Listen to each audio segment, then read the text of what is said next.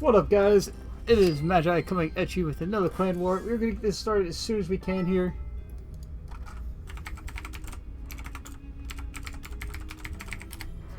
As soon as I figure out who all is coming into this party like crazy. Move from party. Okay. So let's get this started up and we'll get the map started as soon as we can. Here we go.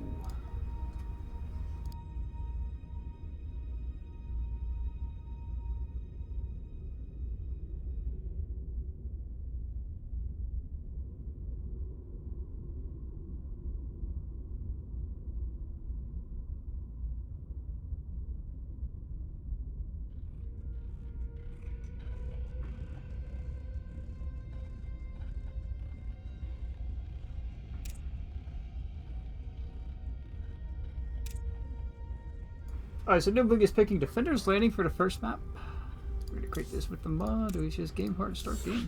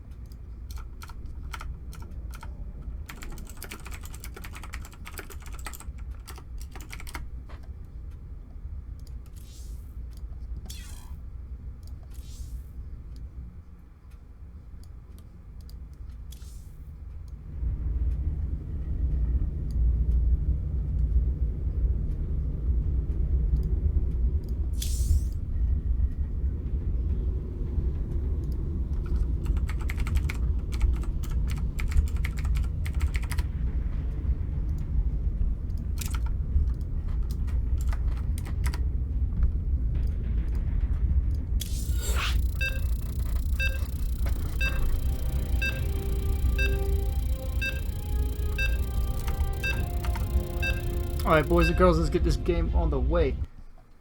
First map in is going to be Defender's Landing. A very interesting map. It's a very short range map. Got some rocks you can drop stuff off, you know, here and there. Anyway, as we get into the game, it will be a PvZ for the first game in. I don't know much about Fish, but Nibling is a pretty solid player overall.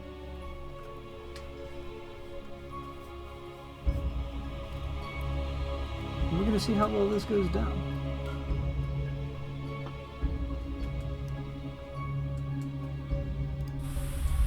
Spawning into the bottom left-hand corner, representing the teal Zerg pieces of GnR, is Fish. Spawning into the top right-hand corner of the purple Protoss pieces, into the top right corner of Defender's Landing, is INGT's Nibling. So Nibling literally just joined tonight, and from here we're just going to see how well he plays in his first ever clan war with us at Insight Gaming. Already got a probe coming down. Very interesting place for that probe. Overlord is going to be sitting on out across the map, basically. Well, there's not much going on. Everything looking pretty standard. You got droning up going over here. We got some pylons going down. Let's just take a look around the map a bit. The maps are always very interesting to look at. As you can tell, you got some corner expos up here, and it's a very general looking map. As I was saying, there are rocks here. This is what I was talking about. You can knock these rocks down from up here, or just knock them down and wall this off, forcing your opponent to have to come up this ramp here and break the rocks themselves, just like that on both sides. And on the other side of the map, we do have a gateway wall-off going down. There is a rally across the map where it is a gateway. Got an overload going on, you know. So we are going to see a hatchery first into the hatch gas pool of Fish. This probe is going to scout this and see, okay, there's nothing really going on here. Very standard opening from Zerg. And so far, there's no Nexus coming down just yet. Spawning pool is going to start up with a second gas. Is that for his tractor trick? No, he's going to let that finish by the looks of it. Anyway, as we look on the other side of the map, the Nexus has finally gone down. Both players realize this is going to be more of a macro-based game here. And while we just kind of chill out, there's not much else going on. So another interesting thing about this map is there's some steam vents here, where this probe is about to pass through. Got some pile of rocks, you know, making this a very narrow choke unless players kill off these rocks. Overlord just kind of getting in position here to look around the map, basically. 7-edge sword is on the way for our Proton. As this goes into a very standard build overall. Guys, let me know if there's any audio issues or anything like that. I will try to correct them as fast as I can. I'm using OBS Studio tonight.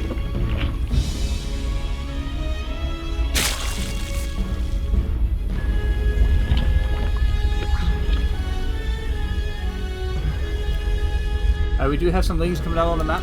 Looks like they're going to make their way across the landing here that we defended into our Protoss base. And it looks like he is going to try and go up the front. The only thing about going up the front here is he's not going to be able to get in. There is a wall off here. These lings are just going to get rallied into a very awkward position.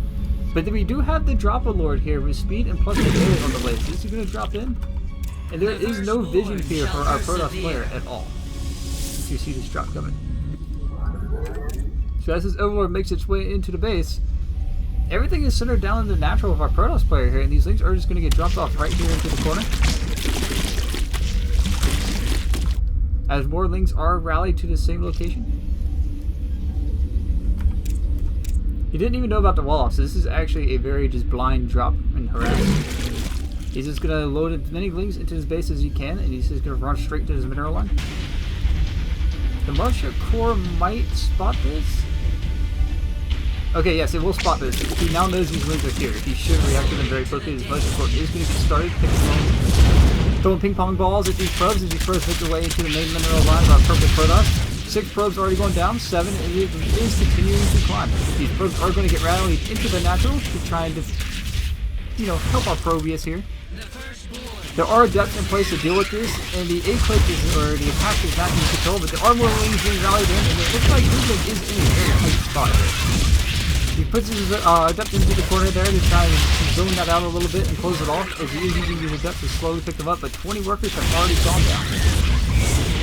Robo is going to finish up, and these probes, he just lost a lot of mining time here, as 22 probes have been killed.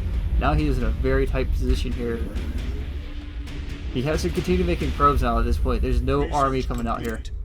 As we do see another, there's 28 lings on the map now, as we do have a lot of lings coming out across the map here. Our supply is definitely in favor of this, as he is about to make another drop into the back mineral line here. Or into the natural. Militia Corps is on patrol, so he should see this unload one more time. It looks like Dublik is trying to move out on the map to find some damage, but he is just going to lose his depth and the now it's picked off. And already Inside Gaming is looking like they're off to a very rocky start, as these pros are once again going to get pulled off the mineral line. There's 3 more pros are going to go down, 4 more pros are going to go down. And this adept is going to get surrounded, this Militia Corps is going to clean up a few more lings here. And the door is open, some more lings are going to pop in, and GG will be called. That puts GnR up 1-0 already in the series. Music is fairly loud. Let me know in chat, guys. Let me know in chat.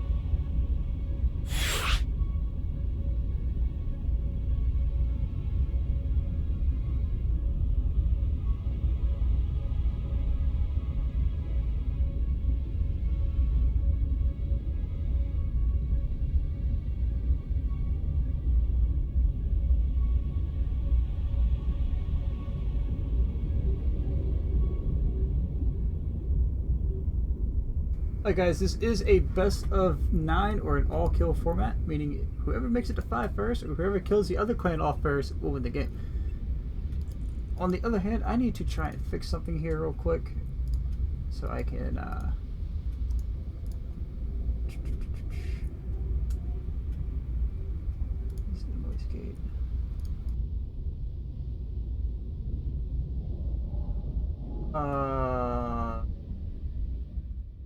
Alright, I'm trying to get the game audio to balance out.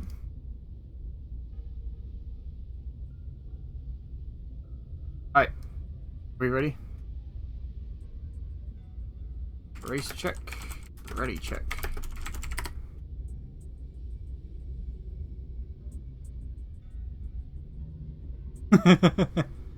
Alright, Fish, just try not to stream snipe too much, man.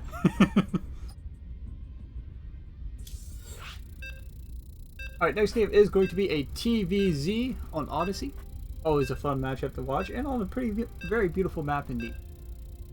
I'm going to mute the mic until we load in.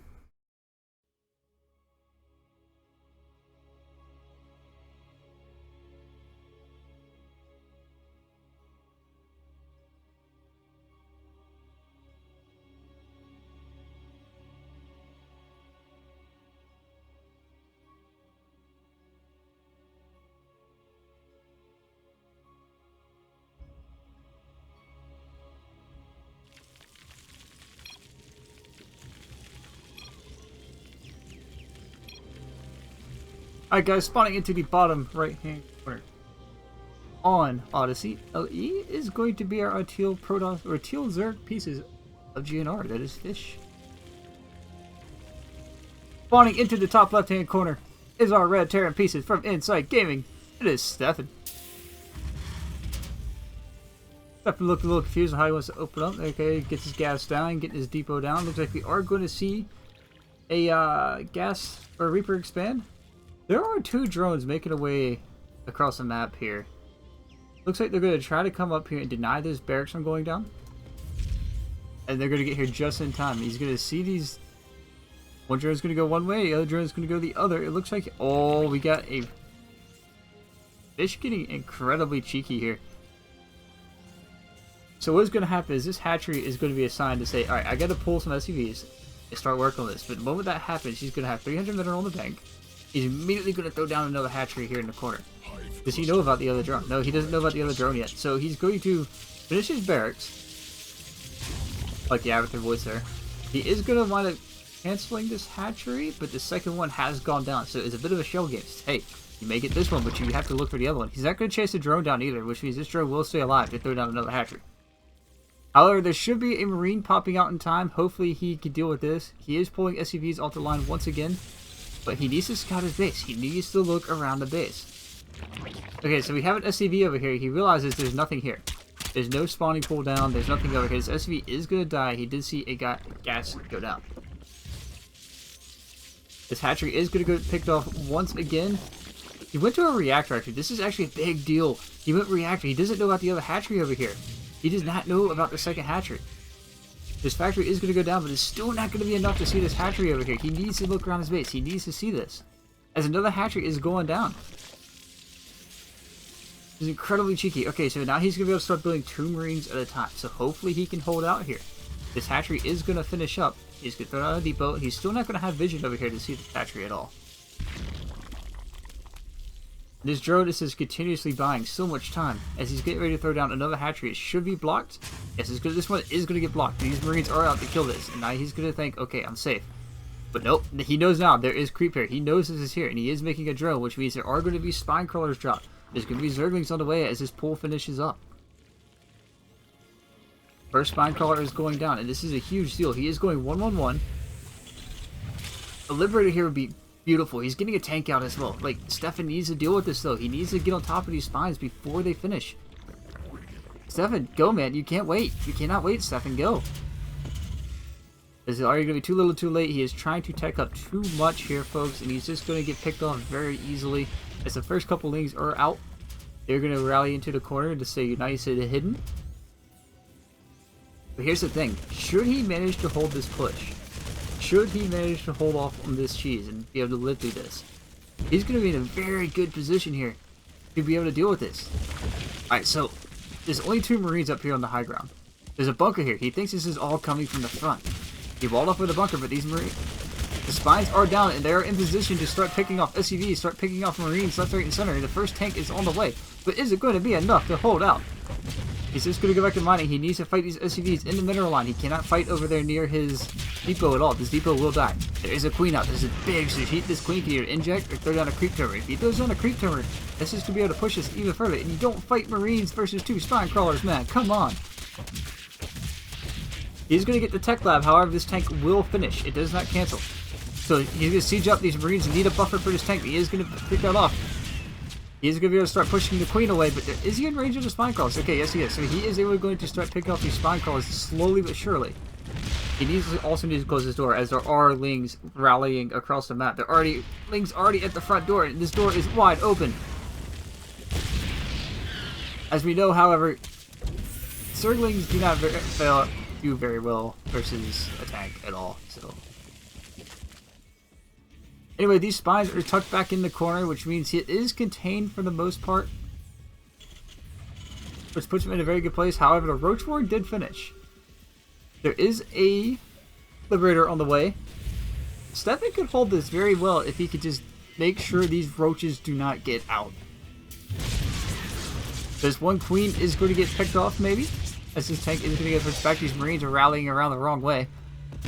Okay, as we do have more lings at the front. These lings are going to go down, however, but the splash damage is doing more damage than these lings can do. Spine crawlers are moving forward to unsiege. This is the time to go, Stefan. This is the time to get on top of these and kill them off. He's going to get one of the spine crawlers down. However, spine crawlers do double damage versus armor, which this tank is armored. There's a lot of Marines here to try and hold this. The tank is going to get picked off. The roaches are going to get picked off. There is a Liberator out. However, it needs to do something. It can't hit spine crawlers. It cannot hit spine crawlers at all. This is a huge deal. There's nothing you can do about it. He's getting a Cyclone out. This is not a good idea, but here's the problem. Cyclones are incredibly brittle. On the other side of the map, there is no tech transition yet. There's no layers. That's one saving grace he has right now. Fish is incredibly committed to this. Oh, it's bad. Don't throw the bunker down. Don't throw that bunker down. So he's going to get focused down. Stefan. Oh, he lost a Liberator. Lost a Liberator. This is looking very difficult to hold. It's slowly going to start spiraling out of control now. He's done a great job so far. He's going to lose his refinery. That's not that big a deal. What he needs to deal with, though, is these roaches. He needs to get another tank out. He needs to get a Widow Mine out even, just to deal with this. There is a bunker getting ready to be thrown down, but I think Fish, staying true to his strat, is going to pick off the starport, and it is going to wind up winning this game here. As there's just not enough damage here to clean this up. And this SUVs are going to get pulled off right to the spine crawlers, however. And another spine crawler is going to go down, but I think it's just too much as it is. He is repairing this factory, trying to get this tank out. The are Marines being rallied over to try and clean this up. He's not tapping out just yet. However, I think it is going to be too little too late. Not using any mules here. He's repaired his command center. If he loses this command center, it is over. He's going to siege his tank up. The tank is going to try and pick off as many of these roaches as it can, but it's not going to be enough. No focus fire at all from the tank. And that is going to be it. He's not even using the bunker. He is far enough away from the spines here that it won't matter if he tries to fight these head up, but Defo with a weird face calls GG and is going to tap out and make this 2-0 in favor of GnR. Very cheesy style, very fun to watch, I will say that much. As that just goes to show how much people need to actually learn to scout their base a bit, scout the map sooner. I mean, when you saw the hatchery go down, and he just kept canceling it. He was just buying time for the extra hatchery to go down. And doing so, that just got him all he needed. That's exactly what he wanted. And he got the hatchery up in the corner, and by then, Stefan, I don't think, reacted to the fact there was creep there. Had he just sent a couple Marines over, you start picking off that hatchery, picking off the spines before they could finish, he would have been able to save that so much easier. Anyway, guys, as we wait for the next game, it is going to be Insight Gaming's first diamond.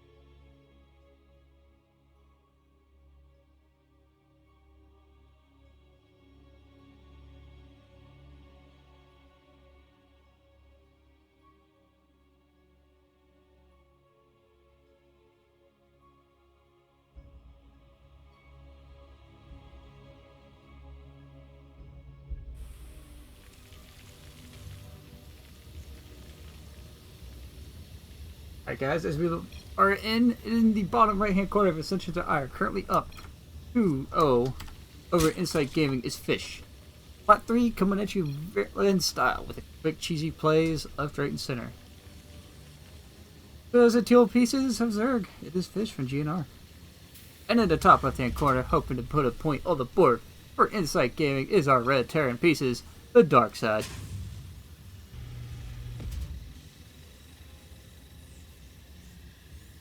Pylon going down where you got your depot and your barracks. Everything looks pretty standard.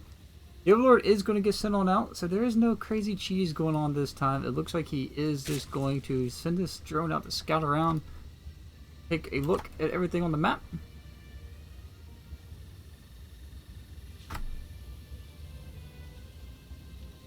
No, not much else going on here other than that. We are going to see a hatchery go down, and then another drone is going out to scout around the base. He looks like he did take the bait about the proxy in the chat. As there is an SUV on the way. Barracks about to finish. We are going to see that Reaper expand build from Darkside. Darkside, a very macro-based player. SUV is just going to get sent on out here to take a look around. This drone, however, is looking to kind of deal something with it and make sure it doesn't do anything cheeky. As we do see hatchery for... What all is he going to see here? You're going to see a spawning pool go down, you see some gas go down, and that's all you're going to see. As Steve is just going to keep looking around here as Dan the drone is just going to trap him in the corner. Nope, he's just going to walk right on out of there. Looks like Steve is just going to head on home now and get back to mining at home. Not much else you can do. Reaper is on the way with the command center being built on the high ground, so he's a little safer on the expo as the second barracks is being added on. There is no second gas just yet, but I imagine this is going to be a 16 marine drop timing. Apply that pressure and try and deal something with it. Overlord just floating into the corner up here, trying to figure out what's going on. The Reaper is just sitting around up here. He's not really using it for anything just yet. As the reactor is being added on, the wall off will be finished. Alright, he's going to save the SUV here. Reaper just going to chill out on the high ground as Steve decides to derp in the corner. He's not using the Reaper for anything really. I guess he built it intending to scout, but he just saw exactly what he was up against. However, he doesn't know that this layer is on play, which is kind of a big deal. It's a 2-base layer, generally says Muta, or maybe some kind of Hydra play. Fast Hydra, you know, type deal coming out. Which is kind of thing. He is going to scan, he is going to see it, which is a very good idea. Always kind of, generally, as a Terran player, a good time to throw down a scan on Zerg is whenever you have your second command center finished up, you're going to have that orbital on the way. He's going to morph this orbital on the high ground in order to get that energy rolling. Sim is on the way, factory is on the way, so yes, this should hit correct timing. These Marines are going to come on out here to try and just look around, make sure no lings get in. As the first SUV is down here.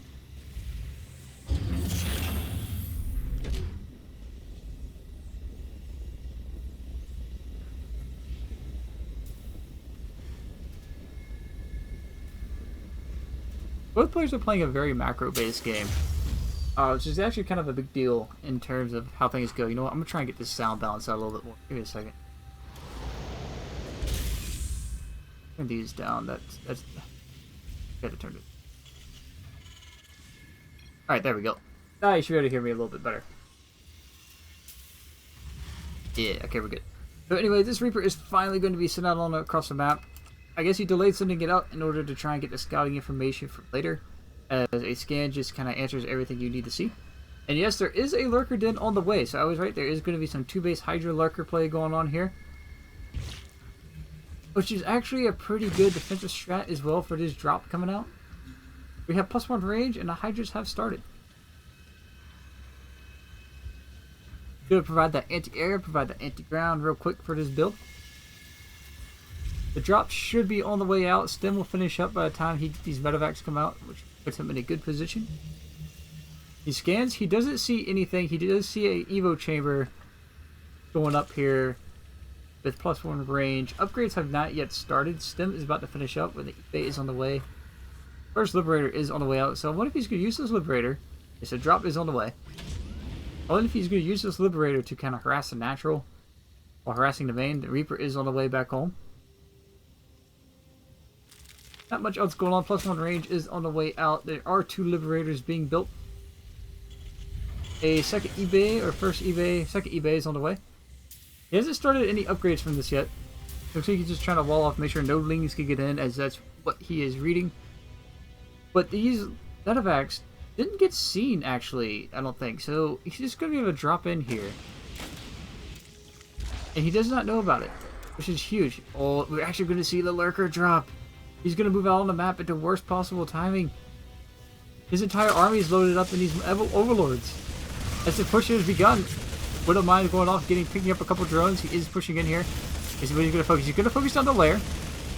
That is a huge tech transition going to be lost for Zerg, as he isn't going to be able to push into this. These Zerglings are going to have to bait their lives out to try and get these Lurkers in position. Lurkers are going to unburrow. He's going to move up the ramp. He's going to pick up, and he's just going to get on out of here. I'm surprised he didn't focus on that Evo chamber to try and stop the +1, actually. But that's fine. The tech choice right there is actually a very good idea to take out that lair.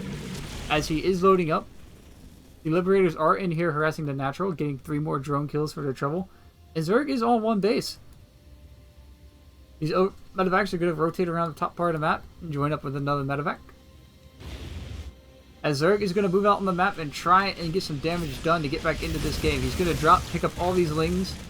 Only 2 lings make it through, but that should be a big tell is what's coming. There is no Viking on the way. A Viking would be huge here to help stop this, but Stefan or Darkside needs to realize what this is. What's going on. There's that many Overlords just flew right by him. All the lings rallied across the map. And he's building a 3rd. He has no tell of this. He has no vision of this. He just knows Zerg is down to 1 base. And that is it. This bo9 not going to get any more drones. Anyway, as the drop is going to make its way into the main of Darkside. Darkside is across the map. This is actually a pretty bad position for him to be in. There are lings and 3 Lurkers. So basically all Darkside has to do here is lift off and he wins the game. All he has to do is lift up and he wins this game. Just fight. Oh, he should just fight him. It looks like he's going to go home to try and stop this. Darkside, all you got to do is pick up, man. Pick up the buildings. Just pick up your buildings and you win this game, bro. There is army down here to push them back out of the natural. The 3rd CC did not finish up. All these buildings are getting lifted off. And that is going to be it. The hatchery has fallen for Zerg. There is nowhere left for him to mine. And he's going to have to tap out. 19 SCVs have died. That doesn't matter. There was not enough damage done over here. As there is no bases remaining for our Zerg player. He's got these 4 buildings are the last 4 buildings on the map. That is it. Lurkerden is going to fall. But again, there's nothing left. There's nothing left that he can do. And he knows it. That is game. Darkside responding exactly as he needed to. He's picked up, and now he is just going to clean house and clean this all up entirely. With 1 drop, 1 big drop did this. The Liberators are going to come on home to try and stop these Lurkers before they get too much more damage done. He could easily float this command center down to his 3rd and start mining again there. That is going to be it. The base has been rebuilt, but is it enough? He's actually just going to walk right next to it and see this. And that is going to be it. Actually, he's trying to stall for as long as he can. There's no other buildings anywhere on the map. It's just 1 extractor is left. It's Darkside, I think, is just panicking right now. He's trying to clean this drop up, trying to clean up the mess back home in order to just make sure no damage is done, I guess. As another base has been rebuilt. Or has not been rebuilt, because that's it. He doesn't see it. Oh no, Darkside doesn't see it. He's not looking at his map at all. He's too busy looking back home. He's spread out his Marines to try and find this, but these Lurkers. Okay, there it is. GG. I was going to say, man, this is going to get pretty hectic really quick.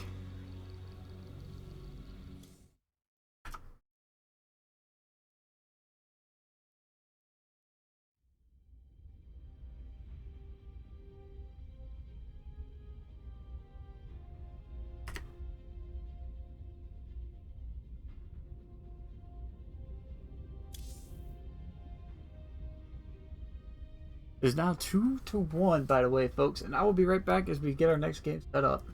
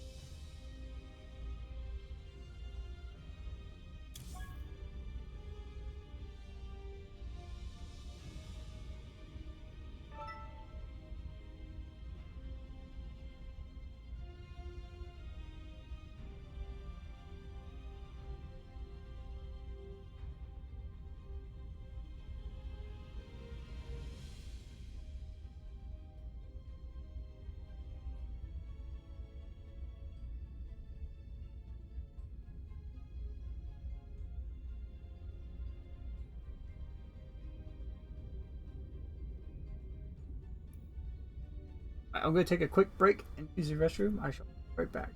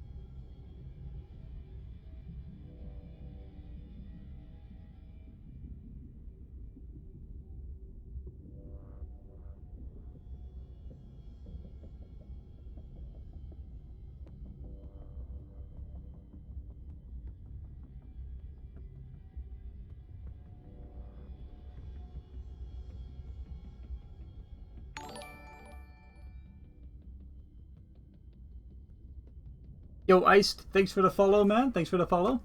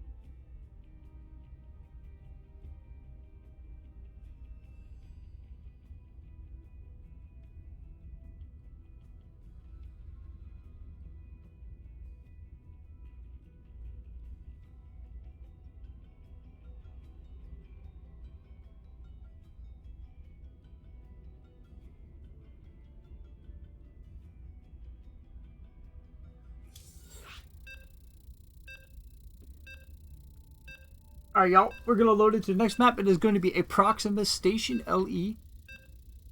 One map as a caster I really just cannot wait to see leave this rotation period because it's one map I'm tired of.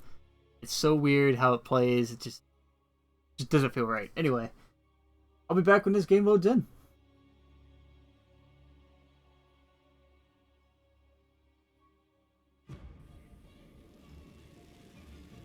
Alright, so the current score is 2-1. Darkside is going to be subbed in for Xerxes. Anyway, and we're going to introduce him in a second. Anyway, spawning into the bottom left-hand corner is the next Platinum player in line for GnR. It is the green Terran pieces of damn Photon. I like that name. It's a good name. Photons, man. Anyway, spawning into the top left-hand, right-hand corner, pulling off an extractor trick to open up, is our blue Zerg pieces of Xerxes, representing Insight Gaming. Okay, so, as I was saying, this map is just so weird the way it plays. I mean, you got some rocks here down to the 4th gold base, or you take your 4th back here in the corner. There's these rocks in the back that honestly have gotten me lately on ladder. Like, people are actually abusing these now a little bit to open up base and get in there and just deal damage. And it's just, there's also these ones behind your natural right here, or 3rd base. And it just feels incredibly weird. The path down the middle is incredibly weird. And honestly, if we're going to have weird maps to play, I'd rather just see Olrena come back. Olrena was a great map in my opinion. Very cheeky plays there, very fast gameplay there. Or let's just give back Dusk Towers for that matter. Dusk Towers is also a great map. Anyway, looks like we're going to see some standard hatch gas pool out of Xerxes. And on the other side of the map, we are going to see a reactor opening here. It looks like he will transition into a factory after this as he drops a reactor on that barracks. For that wall off. We only have one gas, and he is going to Reaper expand, however. So the first Overlords are making their way across their map. Floating on over all that gas up in there. Keeping them aloft. But, like, the bio... I don't know, I was watching WCS Challenger, they were talking about, like, what race pollutes. Actually, it's GSL. But, anyway, they were talking about which race pollutes the most. And, honestly, what do you think? I think it's Terran, because, you know, we do have some weird Vespine fog coming up the top there. We got Mech from Terran. Protoss just seems very clean. But anyway, this Reaper is going to get spotted as he heads on across the map. We know that is going to be a Reaper opening. Xerxes is aware of this. He's going to park this Overlord right up here in the corner somewhere to make sure he can see anything that comes out the front part of this Terran base. And make sure nothing gets picked off or nothing cheeky comes out. He is going to be able to see that there is a reactor on this barracks. And on the other side of the map, these Lings not getting hit by the grenade instead the Reaper takes the hit. Which makes things actually very awkward for that Reaper. Because these 2 Marines pop out, and instead it looks like we are going to see that 16 Marine drop timing.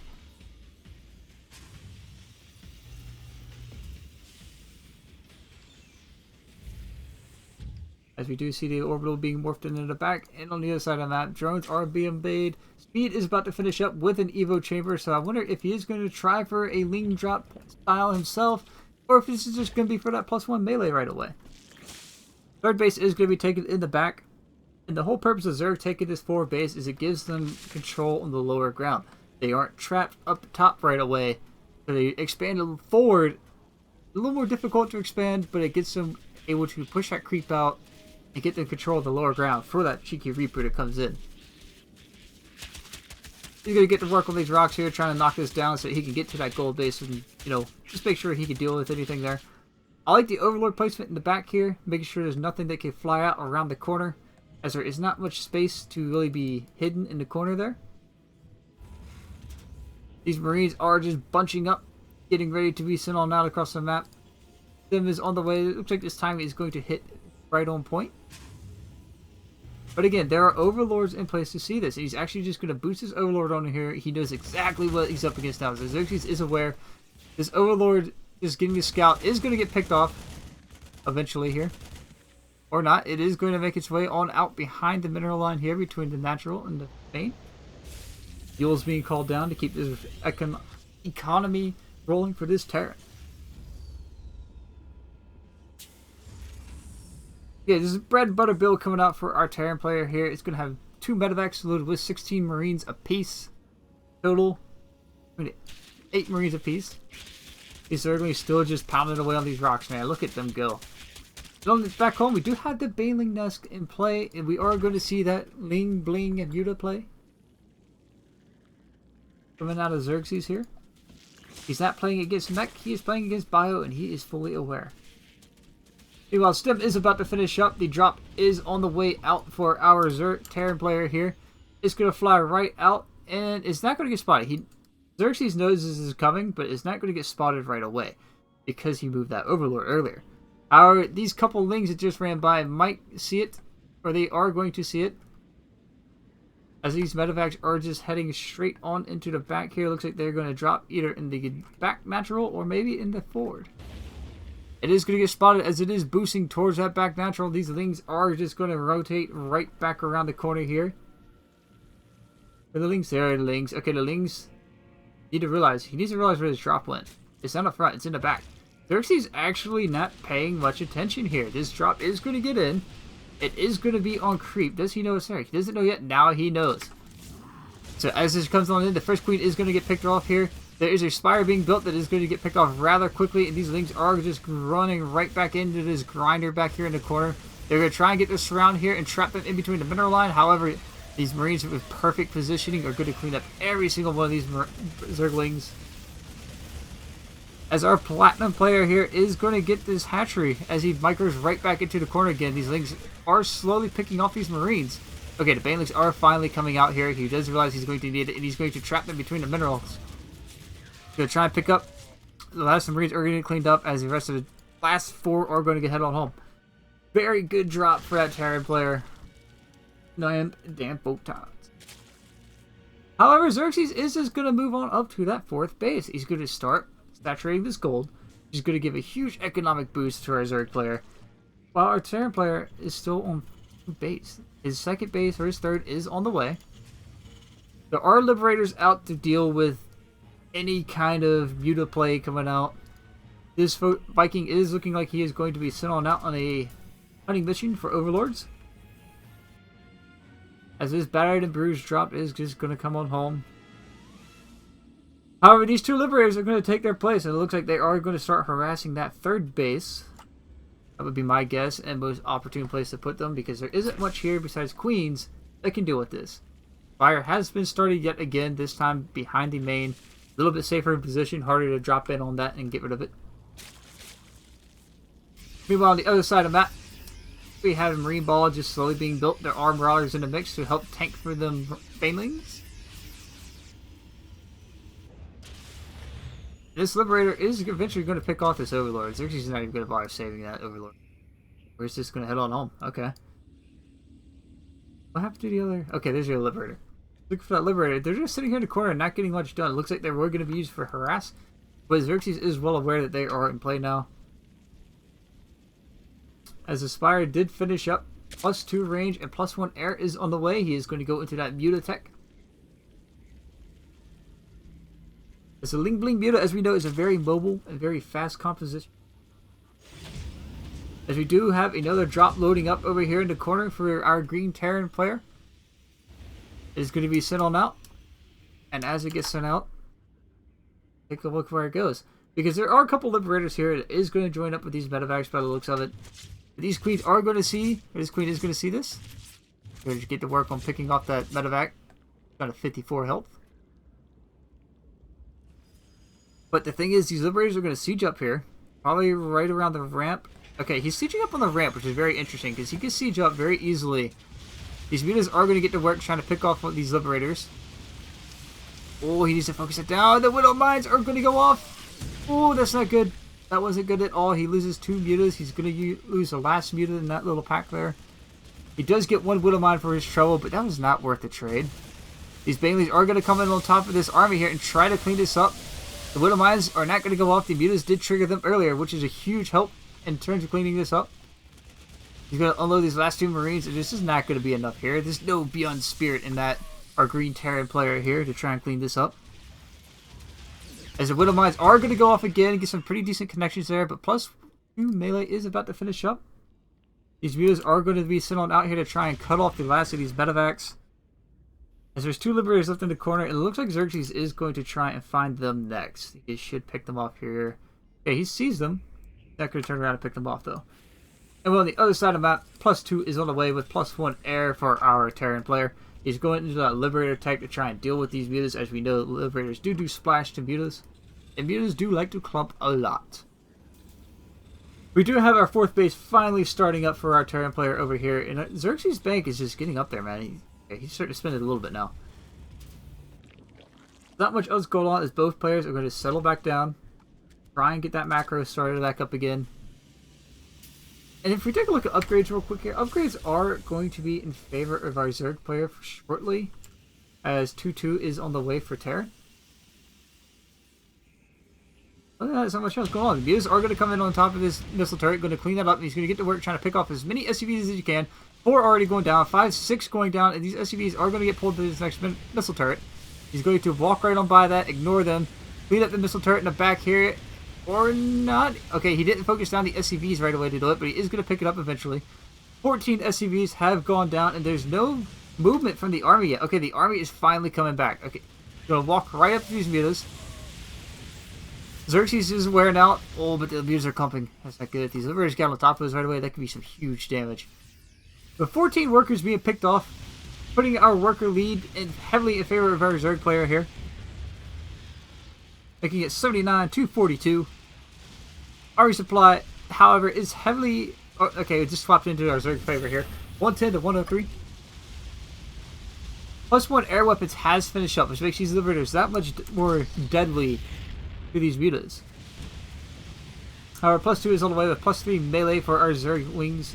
It looks like Terran is just going to move out on the map. He's had enough of this. He's just going to push out. The mutas aren't home. However, there's a huge surround here as this Bioforce is just going to get cleaned up.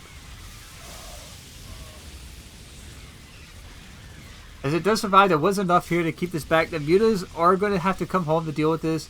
The gold base is going to get picked off. And Xerxes, the army supply just shifted. It's actually dead even right now. But these mutas are going to start picking off these Liberators. Picking off the medevacs. Picking off whatever they can. He needs to start morphing in some Banelings when he can. 3 drones have gone down. 4 drones have gone down. 5 total. And there is going to be a surround coming in. Interesting lag there. Don't know who it was or if it was me. I'm not sure. I apologize if it was. But as Zerg is just going to clean up the rest of this Terran army. Looks like he is just going to start to march out across the map as the last ditch effort of these last few Marines. And his Liberator here is going to try and clean this up. There's just so much here. 61-33. It's going to be a miracle if our Terran player holds. He's just going to come in here and clean up this gold base. They're going to get to work on these rocks to open up the pathing to make it much easier for him to get up this ramp. Mutas are going to eventually pick off this orbital. He's going to siege up this Liberator right here on top of this ramp to make sure these Zerglings can't knock down these rocks. As we know, Zerg players like wide open maps. This mutal pack here is going to jump on top of this missile turret. Is actually going to not get controlled properly and get pulled onto the Marines and lose a couple of the mutas. There's not much else going on. 3-3 is on the way for Terran. +3 melee is on the way for our Zerg player. You have +2 Carapace? No, he only has +1 Carapace right now. So it's going to be 3-1 Zerglings versus 3-3. And Zerglings on the other side of the map are going to start picking up these rocks. They're going to try to pick these off and make their way into the back of the third here. Trying to get some damage done. There is no other 4th base on the map. It was lifted. There's actually no main. Where did the main go? The main is missing. I guess he actually picked it off with some mutas earlier.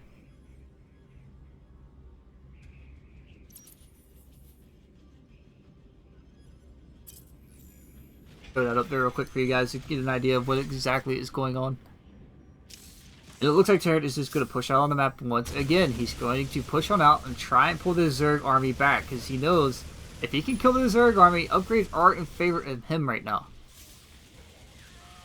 But with the Zergling surround, is just going to start cleaning these up slowly. He's going to lose a few mutas here to this. Oh, decent connection from the Widow Mine as he is going to have to clean all these up, but the Banelings are rolling in. And that should do it eventually. Terran realizing he's losing a lot of units and there's not much left back home production. And Marines are on the way with 3-3, but that's not going to be enough against... How many Banelings is that? We got 18 Banelings and 10 mutas. Who is lagging here? Damn photons is lagging. There's one vote to kick.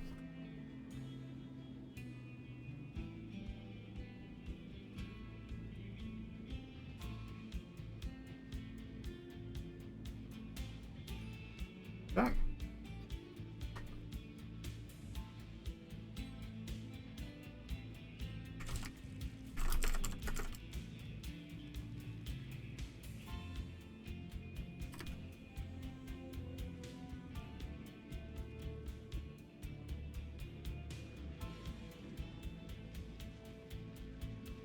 Anyway, now that we're back into the game here, we do have our little Zerg ball here.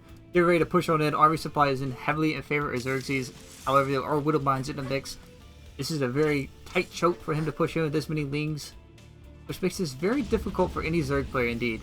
He's morphing some more Baileys. He's just going to jump on top of this. The Widow Mines are going to go off. Not getting the best of detonations here is half his army was loaded up, which was a huge problem for Terran. It looked like he wanted to get out on the map. But Zerg is sitting on the doorstep, and he is just going to push on in here, start cleaning up everything he can. The Ultras are in the mix, and GG is called. Xerxes tying up the series 2-2. And GG will play from Xerxes. Alright guys, while we wait for the next map to be loaded up, I will be back and we will get right into it as soon as we can.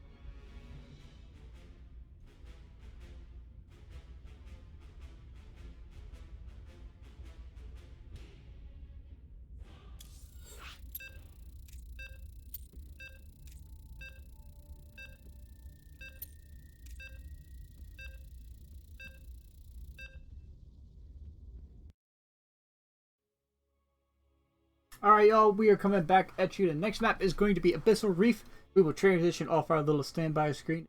The game is in, as you see, loading in.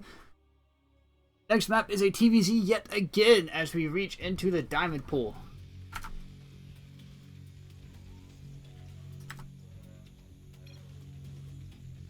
You'll have fun being sent out here as we are going into a TVZ.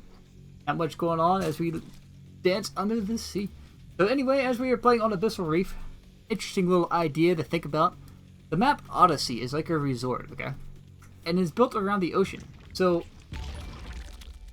before I introduce anybody here, let me finish this up. And let me say, like, think about it. If Odyssey was built above Abyssal Reef, just think about that. Anyway, thanks for the follow, kind sir. Thanks for the follow. Let me pull out my Twitch alerts here, and I will find out who that was. I apologize. Anyway, spawning into the bottom right-hand corner of Abyssal Reef, representing INGT, coming up, tying the series 2-2, is our blue Zerg pieces of Xerxes. Opening up with this standard hat. Not so standard opening, okay. On the other side of the map, our diamond player, first in for GnR, is Zerging the red Terran pieces.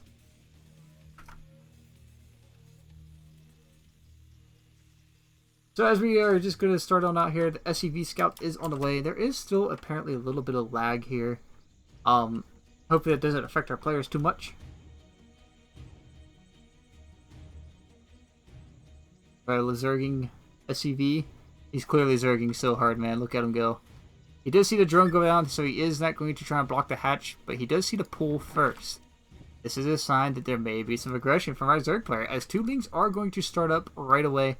Speed will be on the way very shortly. He does see the hatchery here, and he is going to expand as well. So what this does is it allows Xerxes to open up with some forward aggression and be able to pressure this command center right away. He's not going to necessarily try for SCVs or a Reaper. That is on the way for our Terran player as he does do the Reaper expand build. And once again, it looks like we are just going to see the standard Terran opener, 16 Marines, 2 medevacs, trying to get the pressure on. So our 4 Zerglings are on the way. They are just going to pass right by this Reaper. He does see it, and he does stall the Zerglings before he goes by. SCV is still scouting around the back. The Queen is here to deflect the Reaper when he comes in. As this little SCV is like, no, don't do this to me, please. I'm just looking, I swear. Steve is running for his life. He's going to get trapped in the corner, and the Queen is going to pick him off for 2 SCVs going down. Command Center, SCV building Command Center does get picked off. The wall off is done. There is a lot of SCVs being pulled off the line here to try and deal with this. He's fighting SCVs. The Reaper is across the map. Where's the Reaper? The Reaper is coming back now. However, 3 SCVs have already been killed. Reaper is here to defend this now. But these Zerglings are trapped, which means he can focus the SCV down, which he is going to do. Or not, he's just going to try and kill the command center with a couple lings, which isn't going to happen. I guess Xerxes realized that he didn't really command center A-click that SCV, which is hard to do through Terran buildings. I'm not going to hold that one against him. Anyway, Xerxes is finally going to send this Reaper on out across the map. There are lings back home to deal with this Reaper. Yeah, there are 4 lings on the map. Speed is done, which means this Reaper is not going to get much done. And already our Terran player is slightly behind, because that Expo was denied. But workers are going to start to catch up. Currently 47-23. Workers RE supply is in favor of Xerxes at 8-6. Every game RE supplies. This Reaper is just going to get trapped here on this ramp, and he is going to get picked off. He didn't get anything for his trouble. He got a bit of scouting information. He knows the lair is on the way with an Evo chamber. Okay, so there's not much here going on. However, Xerxes is going to take a 3rd base. He knows he's ahead. He is just going to expand yet again. He's going to throw down his 2 gas guys here. It looks like we are going to see the Ling Bling Beautifly yet again. As SCVs are continuing to be built, the starport is on the way. Stim has about halfway done, and this drop should hit. There's actually a Cyclone in the mix this time. As we know, Cyclones don't really do any splash, but they hit like a truck, and they hit quick.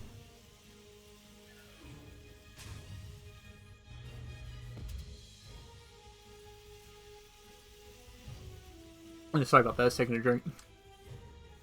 Or it's all dry from casting games, you know. Anyway, so a tech lab is going to get thrown down on top of this starport, which is a very interesting thing to see, actually, because I was about to say, okay, that was interesting.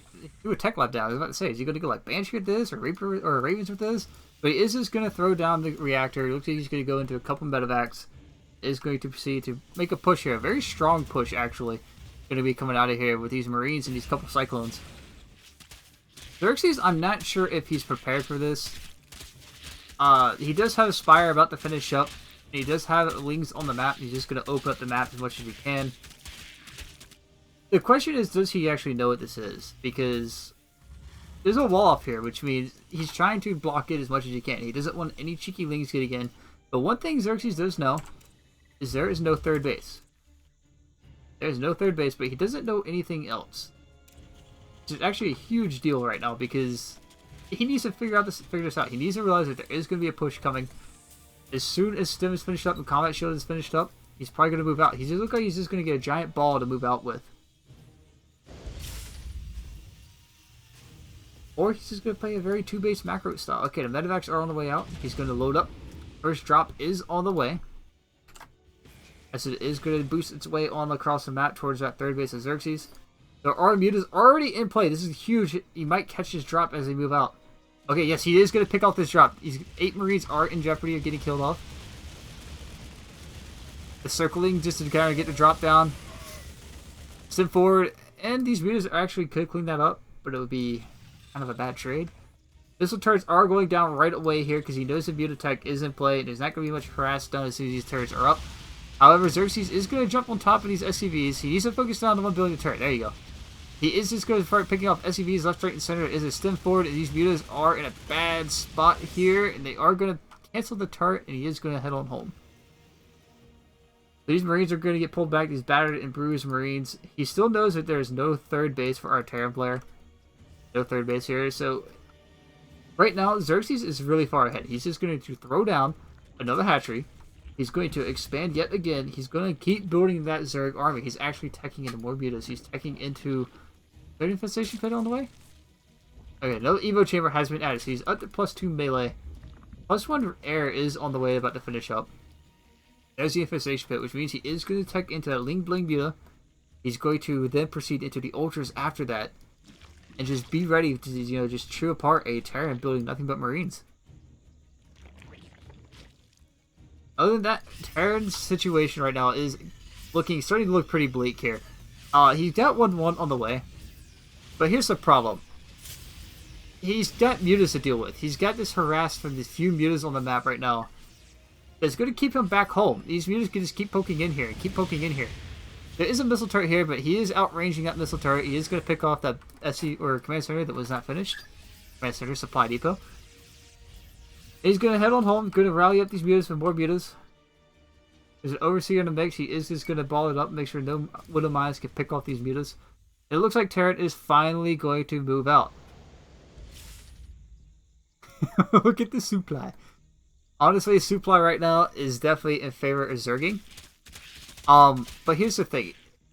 We know how fast Zerg can build and outmass. He knows his push is on the way. He's going to morph from these banelings. He's going to push right at the back here. He's going to try and get on top of this army. His own creep. This Overlord is going to get away slightly. Widow Mines are burrowing. This is kind of an interesting place to take this fight because he still has to fight up this ramp. The Widow Mines are down the lower ground, which means Zerging can just bait this back. He's going to drop on the high ground, get the high ground vision up there. He's going to pressure this 4th base.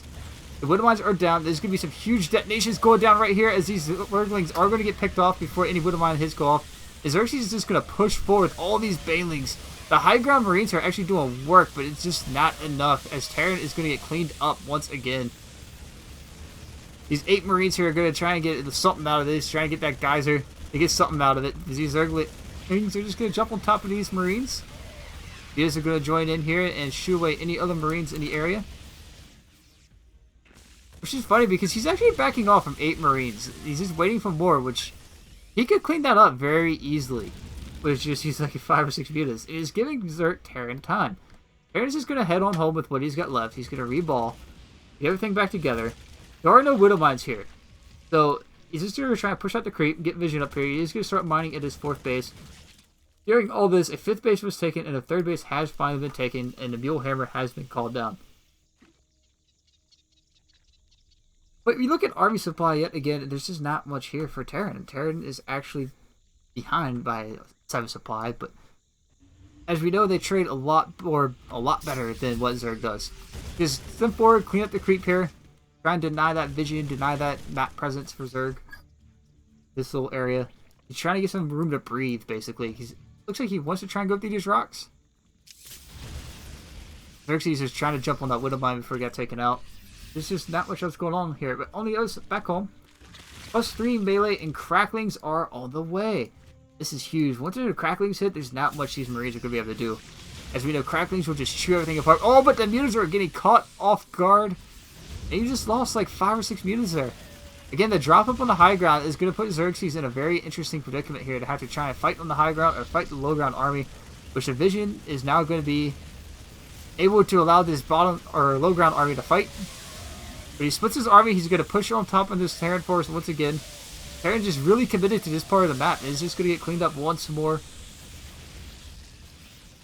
8 drones were killed there. Game paused.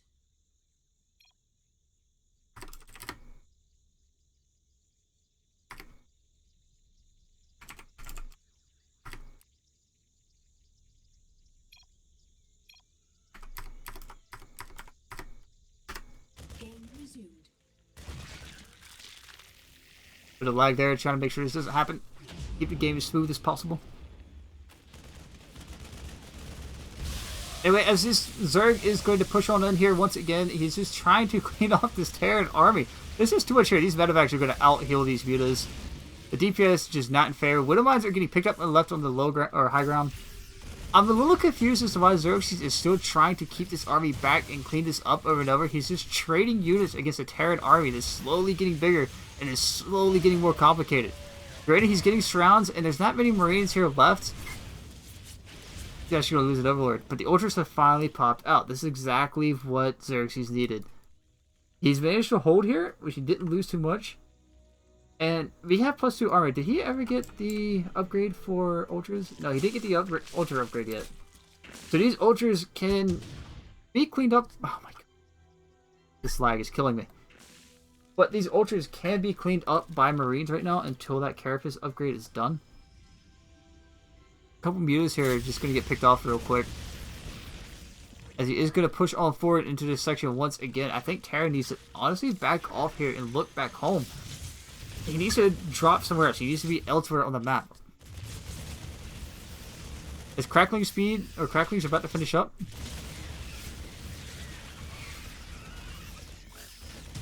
What am I going to go off on this overseer? Is scan up top.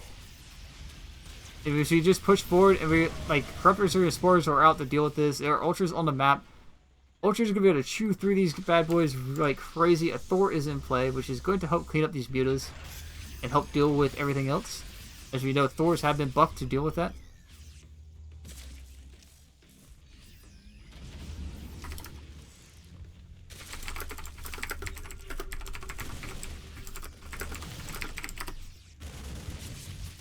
Anyway, Zerg is going to try and push his drop away. He's trying to bait this army back is what he's trying to do. There are Liberators here siege up on this ramp, and honestly, if... Okay, we do have a drop going somewhere else on the map. This is actually a very smart move here for our Terran player. There are Zerglings out here. He could have followed that meta drop, but he's just going to send these Zerglings on across the map to try and get some economic damage done. As, once again, the fight has started. There is a bit of lag here. These queens are going to get cleaned up. Where is he going in his army? Is he just going to push out? Oh, he's actually rallied it to the other side to deal with a small drop over here, which opened up the area the Terran needed.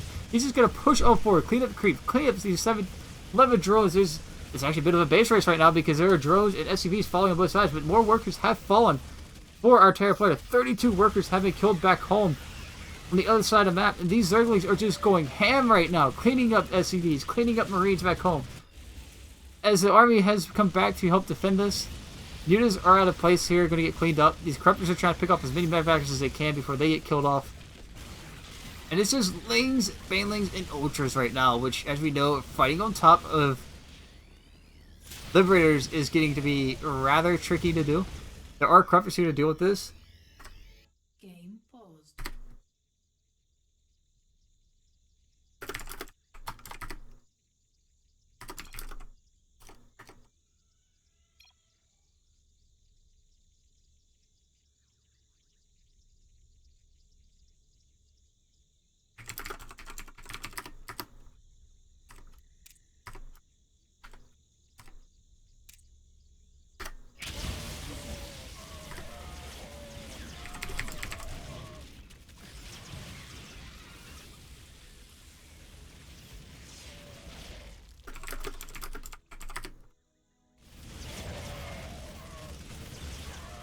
Alright, as we deal with this lag here, I sent out apologies to GnR just to say, hey, I'm sorry about that pause. It's kind of a bad pause to take right away.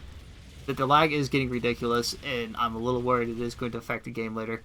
Right now, these Liberators are kind of sieged up in some very awkward places. I'm just going to pick up this medevac, try to pick up as many Liberators as they can. Monster is actually just going to leave the game because of the lag. However, these Ultras are very battered and bruised right now. Alright, he should be able to push in now. The Liberator is down. Terran is just bleeding units slowly. These Ultras are just trading far more effectively. The Ultra upgrade is on the way. And as soon as this hits, that is going to be it more than likely. Because he's just going to be able to clean up these Marines non-stop and go right on out. The main was lifted and landed for the 3rd or the 4th here. He did expand yet again. Xerxes needs to do something about that actually, because here's the thing, is Terran having this economic advantage again, or economic presence, is going to put Xerxes on the clock. It's going to put him on the timer. These Liberators are going to come in. Marauders are going to come in. This is going to make it very difficult for him to deal with Terran army with this composition he has. The bio ball is just being rebuilt. If Xerxes knew exactly what we knew right now, folks, he would just go for it. But unfortunately, he does not. And the supply is actually dead even right now, but the worker is still in favor of Xerxes. There's only 23 workers. Where are these all at? 2 here. It looks like they're all here, basically. Got a lot of idle workers, by the way, as well. There's another drop is going down back here in the corner to try and clean up another hatchery. He's doing exactly what Terran needs to do. He's cleaning up as many drones as he can, trying to keep the pressure on their side of the map. But again, the army here is a sport and spine to be able to shoo away this. There's another push on the other side of the map as more drones are slowly going to start to get picked off. There's 2 more, 3 more, 4 more are going to slowly start to get picked off. He's going to pull these drones away. This geyser is going to get picked off. And there is a Terran ball pushing up on the other side of the map. This might be it for Terran. If this drop gets cleaned up, or if this push gets cleaned up yet again, that might actually be it, because Zerg is just going to get so big. Supply is in favor of Zerging right now, but the cracklings here with no medevacs, these Terran units are just going to get ripped apart. They're going to try and micro back into the corner to make it harder for these Ultras to get on top of them. And there's just not enough here, as the upgrade has finished. Look at the upgrades right now. 3-3 right now. It gets 2-2 for Terran. That one Marine giving the high ground vision right now. Again, there's a drop on the other side of the map. Xerxes has been playing a lot of F2 control right now because you see his pulling army left, right, and center. And he did lose his 4th base. He is starting to bleed bases, which is kind of a tight situation to be in. As we get into the 17-minute game, 20-minute games, it's going to start to get incredibly late game. 2 more Ultras on the way with more Lings. I feel what he really needs to lock this game down is Xerxes needs the Infestors, while Terran needs to get Ghosts. He needs to get something out to snipe out these Ultras, to get rid of them. Because the Ultra count right now is at 6. If these get any higher, there's just not going to be enough here. As we do see 2 more about to finish up, that makes it 8.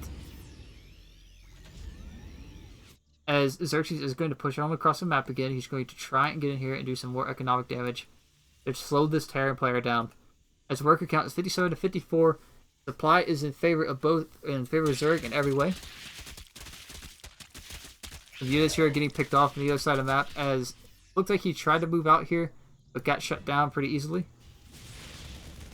These Zerglings trying to find some SCVs, trying to find some damage somewhere. He might get a mule or 2 here. Nope. AI just going to jump on the other side of the map. There's a drop coming up. He is going to move out on top of this creep, right on top of the Zerg army, so he knows. There's a queen here to shoo this away. As there is not much else going on in terms of just skirmishes around the map. He's trying to find much damage as he can. Xerxes doesn't have any corruptors, actually. I just realized that there are no corruptors with this army. It's just queens, lings, ultras, and blings. As he does take this hatchery, he is going to clean up this drop, but there is nothing here to knock down the healing factor for Terran. As another small push is coming up on the other side of the map, the Terran bio ball is slowly just... Alright, we do have another drop coming out. Looks like it is going to head towards the former 3rd base, or now the 4th base of Xerxes. It is over top of creep, so we know. Terran is just pushing forward, trying to contain Zerg once again. There are corruptors back on the map, which means he can deal with these drops, get rid of the medevacs. as he's going to surround this drop. He's going to pick them up. He's going to boost on out of here. Like he detonated a couple failings. He's just heading on into the main. Oh, this is tight. Okay, so Xerxes, he's just going to clean this up. This drop is pretty trapped here, as all these Marines are just going to die and not get much out of them. But there is another push on the other side of the map, as Ultras are going to push right on up this ramp and try and get on top of this bio army. Banelings are going to detonate and kill this off. His RE supply is 99 to 46 in favor of our Zerg player. He does kill these rocks, which does open up that avenue to be aggressive, and he can't hide behind those rocks anymore. Couple Zerglings going to detonate that Wood of Mine, so no splash damage can go on these Ultras, as Xerxes is finally just going to say, I've had enough, push on forward, and he's just going to try and find whatever damage he can. He's going to try and clean up this army and try and clean up this command center here. He's going to actually just going to back off. We do have some vomit coming from the disruptors here, and their bile is just going to melt this command center straight up as that damage ramps up. Which now puts our Terran down to 2 bases, actually. Anyway, Xerxes looks like he's just trying to push up this ramp. This one Ultra here eventually is going to get in. GG will be called by Zerging.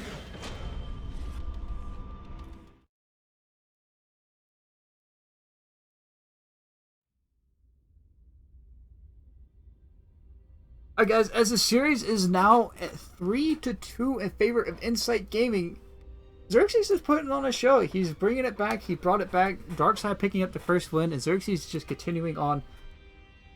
I'm going to throw it to our AFK splash screen here while we get into the next game and get set up.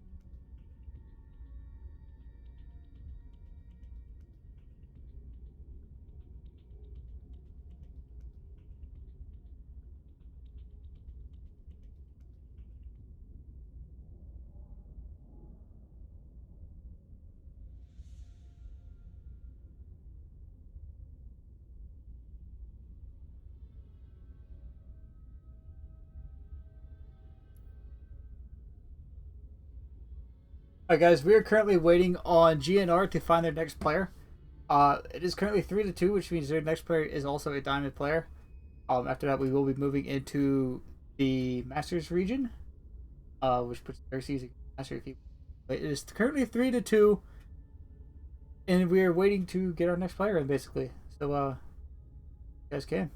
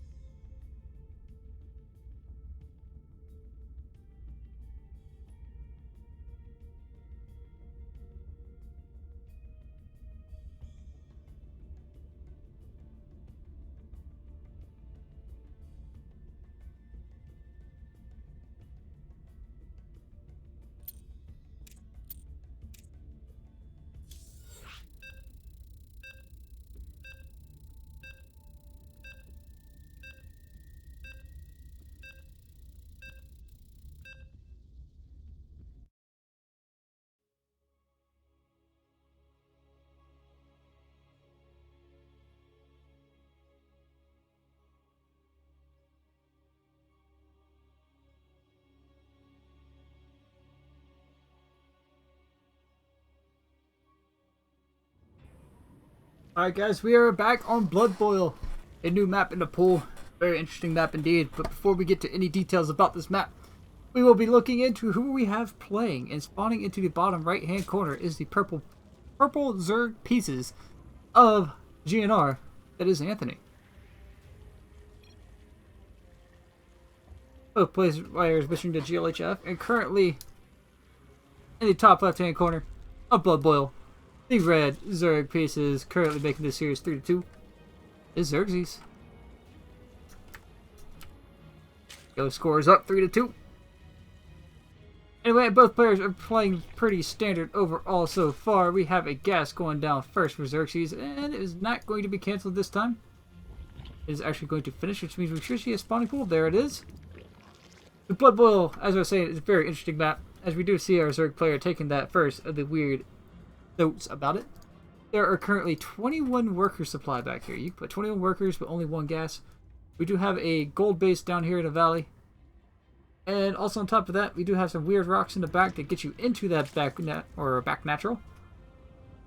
And this is also a very crazy Terran playground overall, because Terran players here can just have a field day with tanks, reapers, you name it. The cliffs here are just so insane in that map factor. As Xerxes is going to expand forward on this map instead of back, it is going to allow him to spread that creep forward a lot easier and make it a lot easier for him to just be aggressive right out of the gate, as we do not have to worry about the rally coming all the way up this ramp and then all the way up into the main and then all the way back down and around. On the other side of the map, however, Xerxes is going into speed. Just have a queen out and the hatcheries coming down. On the other side of the map, we do have a hatch gas pool basically coming out for our purple Zerg pieces. However, this is going to allow Xerxes to have the faster speed. Allow him to be aggressive that much easier, that much quicker.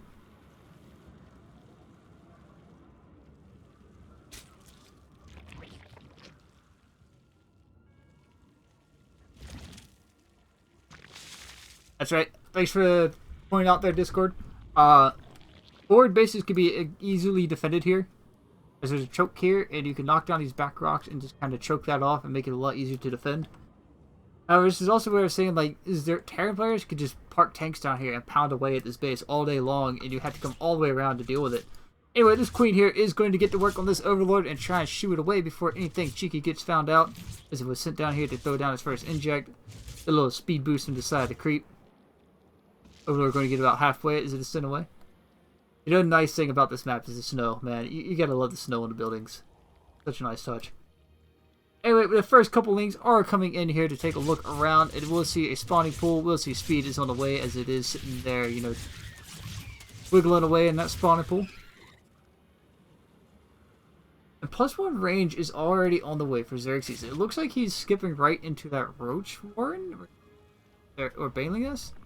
He's getting +1. Does he know he's getting +1 range? That's a very interesting thing to see. There's no Roach Warren out yet. He's getting Banelings. Okay then, well. Anyway. Spine Crawler being thrown down there. I guess he's looking to defend in case of some kind of cheese, as he does get into droning. And keep right on droning. Again, there is no Roach Warren, and +1 attack is going to finish. Kind of an awkward thing to see. I don't think you can throw a Baneling at somebody. Pick it up and whip it, or, you know, make it jump.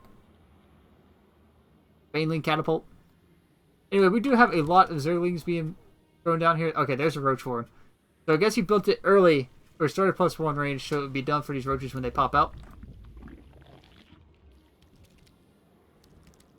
Anyway, on the other side of the map, he is expanding forward, which means he will be on the third base, which means the economic factor will be more in favor of our purple Zerg here. As Xerxes is just going to move on out here and take control of these Zonaga watchtowers. There are 4 of them on this map. Doesn't want to get caught off guard by anything crazy coming out.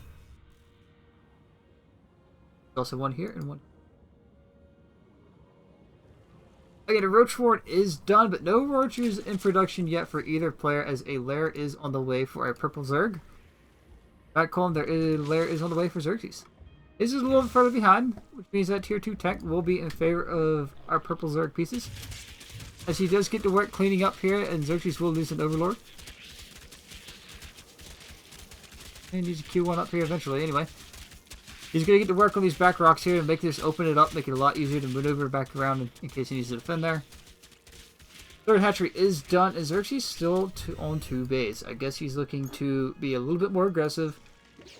It's been supply capped, which means that will slow down a bit. Only 3 roaches on the map. There are no roaches for our purple Zerg yet.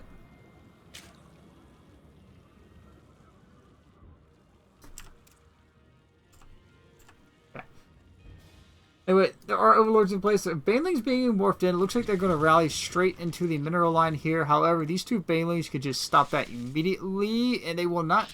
He's just going to get 1 in on top. He is going to get some lings for his trouble, but he's not going to lose any drones there at all. As these rocks have been cleared off. It makes a really weird noise, actually, whenever it kills some rocks. Like metal or something, but it's just a big ball of ice. Okay, so Xerxes is going to double expand here. It's actually rather risky, but he does take the safer expo, and he's going to take that gold. Which, if he can saturate this without losing either of these, that's going to throw the economic advantage back into his favor so much. As Xerxes is behind on workers, but his army supply is ahead with the +1 range. Take a look at the roach count, actually. The roach count is at 8 versus none for our purple Zerg. But these roaches have +1 range. And +1 melee and +1 characters is on the way with the Spire in production for Anthony. +2 is actually on the way for Xerxes. So I'm guessing Xerxes is going to get the faster roach speed for off creep. He's going to come down here and defend his gold base. Anthony actually responding quite nicely to this, sending some lings up to try and kill it. The Xerxes should be able to shoot these away and keep that safe.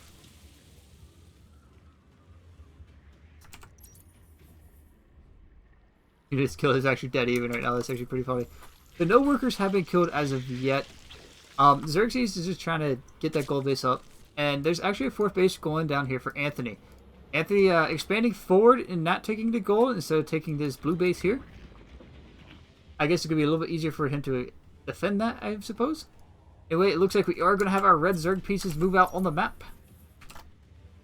Looks like he is going to get aggressive as he moves out here and try to do as much damage as he possibly can.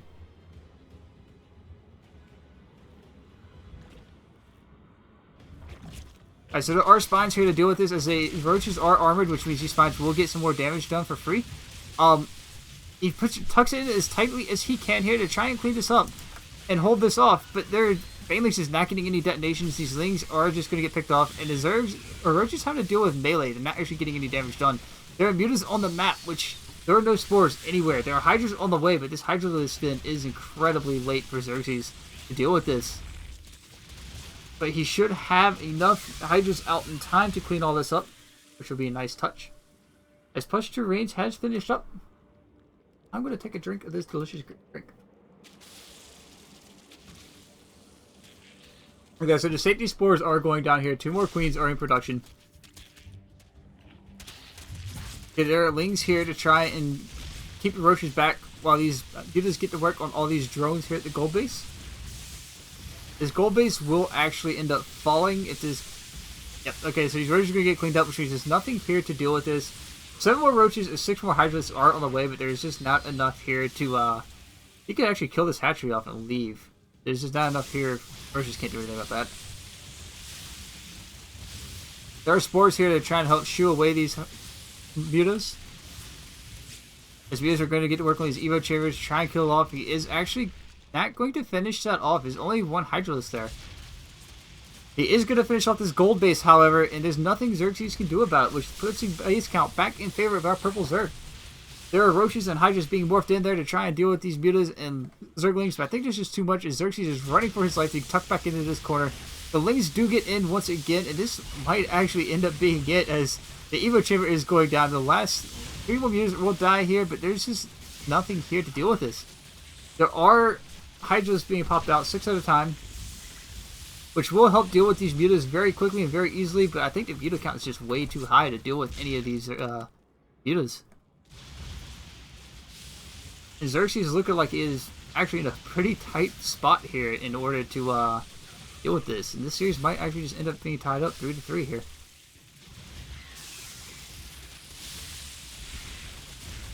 Spawning pool is going to go down. The hydras are here to try and shoo away the last of these mutas, but there's just too many mutas here Anthony knows it. Anthony can feel it. He's calling for it. He's going to kill this off eventually.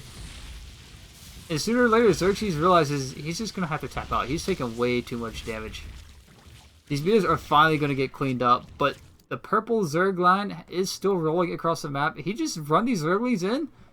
That would be it. That would be it. There's nothing here to defend against this many Zerglings. There's 3 Hydras just wandering around out here in the middle of the map for no reason.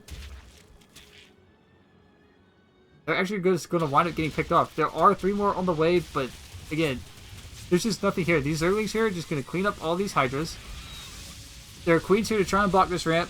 Zerglings are just surrounding Hydralisks. The Mutas are here, and again, that is just going to be it here eventually. Is Anthony taking a pretty good win off of Xerxes, actually, making this 3-3 series. There it is, GG.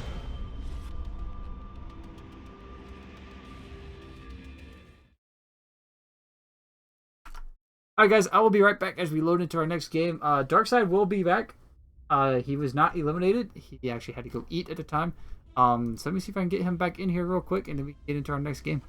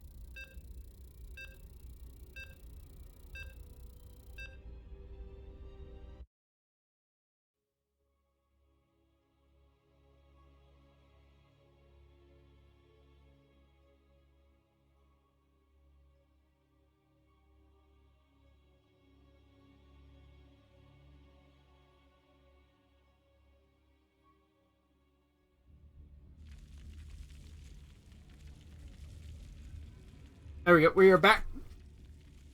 Spawning into the top right-hand corner, a sequencer. This very ugly looking map. Very weird map indeed. Is our blue Zerg pieces from GnR. It is Anthony. Don't be fooled by the platinum portrait, by the way, folks. This guy is like a Diamond 1, Diamond 2 Zerg.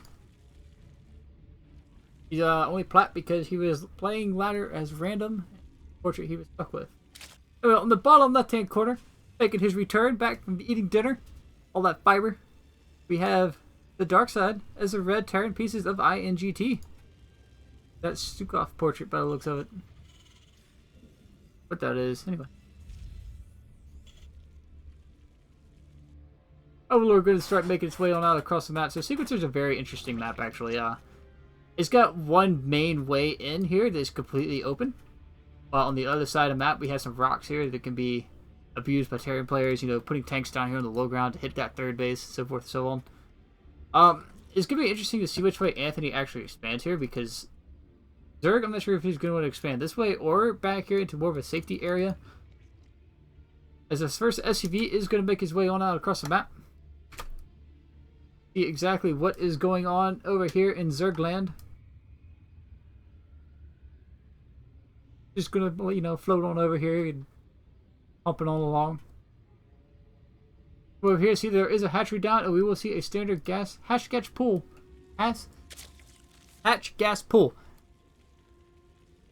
For our Zerg player here. Hey, what's going on, Chicago Medic? Welcome to the stream, good sir. Anyway, we do see the Reaper opening into that fast expand for our dark side.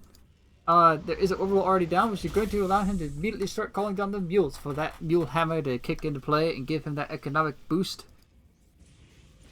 I can't believe during beta they actually tried to get rid of the mule for Terran players. I don't understand why they thought it was a good idea, but we got it back. That's all we need. Makes our day very happy. So this Overlord is going to get in position around here. Looks like he is just going to float on over here. It looks like he's going to park behind his third base and make sure no Expo gets sent down. Speed is on the way for our Zerg player. Everything else is looking pretty standard. The Reaper over here going to get picked off. Did he get anything for trouble? No, he didn't get anything at all. Darkseid is going to lose his first Reaper. Anyway, these Zerglings are making their way across the map, and there is nothing out here to defend with. This command center will finish by the time these Zerglings get here, but again, he's going into a very tech-heavy play with no units on the map.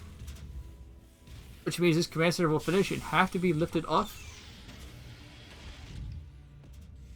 As these two Marines are going to pop out here, the door is open to get into the main.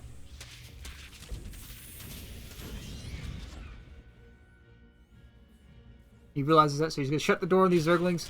A couple Marines are going to pop out here. They're rallied away from the front, which means they will be able to push this away. Nice timing on those Marines. Orbital is going to finish, however.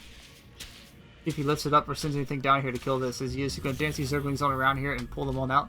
Speed is going to kick in as he runs off, or runs away. Or runs on home.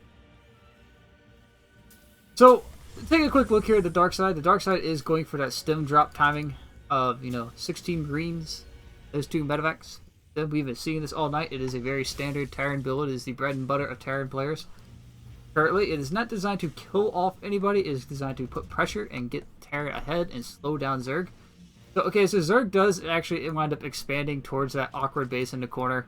It's a little bit safer because of these rocks, but again, it can be heavily abused by drop plays into the corner here. You drop 8 Marines here and the other Marines here and just have them fire over the wall. There is a lair on the way. The 2 Evo chambers. So we are going to see the Ling Bling Muta. Only one gas guy here. Any more gas yet? We didn't take any more gases yet. So, I guess he's going to wait. Okay, there we go. Gas is going to be fine to be taken. The second gas anyway. As more Zerglings are going to pop out here and start to morph into those Banelings to make sure he's ready to deflect any of those drops. Or he may push some aggression out with these Banelings to try and Baneling bust that front wall. As he is going to send a couple Zerglings out across the map here to scout the other side of the map to try and see exactly what the dark side is up to. As he should already kind of have a feel as there was any aggression, which means about the 5-minute time, 5 minutes, 30 seconds, we should see those drop plays coming into play. There are 2 Liberators also in production. The eBay at the front here going to finish up. this Overlord does actually spot exactly what is going on. The drop is about to be take off here. It is a Widow Mine, and there we go. Game heart triggering to let us know that there is something inside that medevac to be noteworthy. As that drop is going to head out on across the map. So there is no third command center yet. He's just going to finish this wall off. Okay, this SCV is on the way to start that third command center, and I like what Darkside did here. He's using the supply depot to be able to keep an eye on these rocks. And we're taking a look at our Zerg player here and see exactly what is going on. He's trying to get spores down, trying to make sure everything is going to be nice and steady and able to be defended very easily from this drop coming in. The drop is just going to fly into the back of the third and drop in on top here. He's going to clean up this queen. There's no stim just yet. The queen is actually going to get away. Widowmine is going to burrow, and he's not going to get anything else for his trouble besides 3 drones. Those banelings are going to roll all over those baneling or marines and get rid of them. This drop actually heading towards the natural where there is spore crawlers everywhere. Oh, that medevac is huge in huge danger right now. It's a bit of a show game, but I think he kind of has an idea. This way, the dark side is actually pulling this medevac away to make sure it stays well and defended. There were a couple liberators that were sent out towards the natural of Anthony, and apparently they didn't get anything done because there was a spore crawler here. There's actually 2 spore crawlers here just to defend that natural from any kind of cheeky liberator play. So anyway, as 1-1 is going to be on the way for both players, Combat Shield is about to finish up for our Terran player. And we are just going to see the pretty much standard play right now for Terran, which is going to be that Bio Green Marauder medevac. There's no Marauders on the way, but this is eventually going to transition into that late game Hydralisk play as there is an Infestation Pit finally finished up. Got a couple Overseers morphing in here. Make sure we can see them Widow Mines, you know. Everybody loves Widow Mines. Except Zerg out here, but, you know, everybody loves Widow Mines. I'm going to get these 2 gas geysers up and running here as the dark side is going to try and balance out his gas count. Army supply and worker supply is in favor... Actually, the worker supply is in favor of Anthony right now, while army supply is in favor of the dark side. Which means he's not building too many SCVs. He needs to get that up, get that SCV count up. There's actually none on the production tab right now. I guess he's going to rely more on the mules. As, you know, once you start to hit that 42 worker point, Terran can actually just start to rely more heavily on the mules to do what they need to do. So on the other side of the map, we do have research coming out to give that infestation or infested energy. I do believe it's some kind of gland. I can't remember the name of it actually. So we're going to ignore that for now. A scan goes down on the natural. Yeah, Pathogen Glange is going to finish up here with +1 ground carapace, which means he's going into that Infestor Bling Infestor play, which is absolutely so much fun to play against, and not really, I guess you could say. The Zerglings are going to be sent out here to try and probe for any openings, anything he can get a hold of. They are here to scout, here to take control of the Zelnaga towers.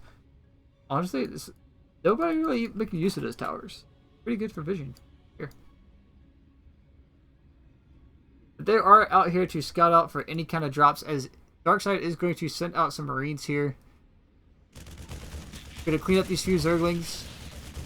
That should prompt Anthony to realize that there is a push on the way, maybe? Or he's going to have to deal with some Marines going out here on the map. As these Zerglings are just eventually going to clean up these few Marines on the map. They're just kind of out here to scout around and see exactly what's going on. Out here to deny the creep. Maybe. Or not. Just stemming Marines around the map. It is drawing the attention of our Zerg player away from the Terran base right now. But the thing is, Terran has yet to see exactly what he's up against. Ultralisk Cavern is on the way, with +3 melee on the way for our Zerg player.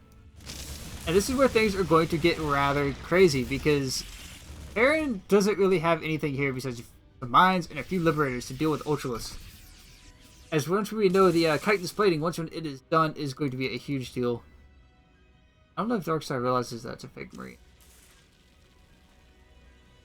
No, it is a real Marine. Interesting.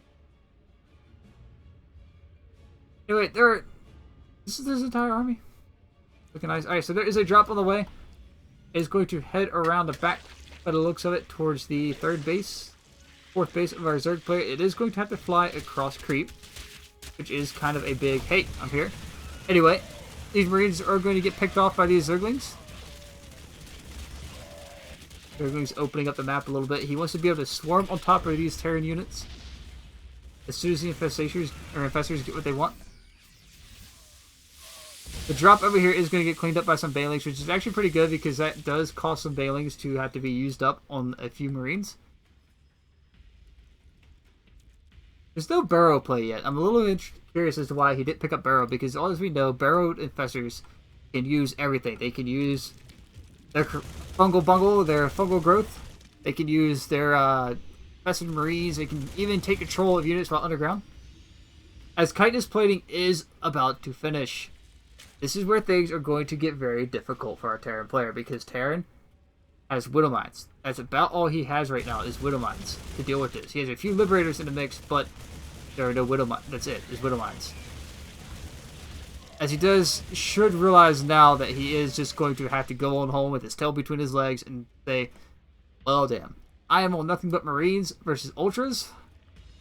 And Zerg is just playing a very passive game, which could go both ways for Terran. It could be a very good thing for Terran right now, or it could also be a thing that is going to say, well, this is going to be a problem. These Widow Mines are going to try and burrow, get as many hits off as they can as the fungal growth comes out, splashes all over these Terran units, and GG is called.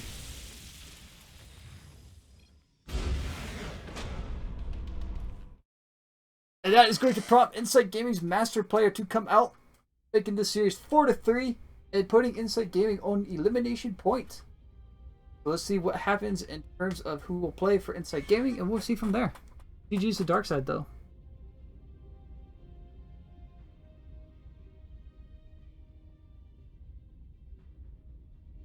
Alright guys, while we wait for our next player, I am actually going to go use the restroom, and I'll be right back.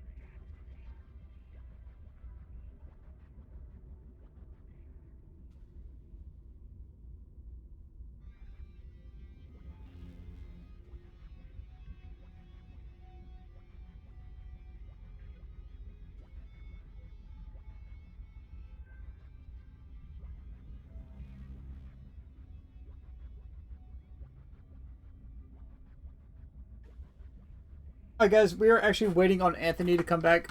He must be AFK right now. The next map is going to be Odyssey. Let's try to see if I can get us a co-caster here, because solo casting can be very difficult.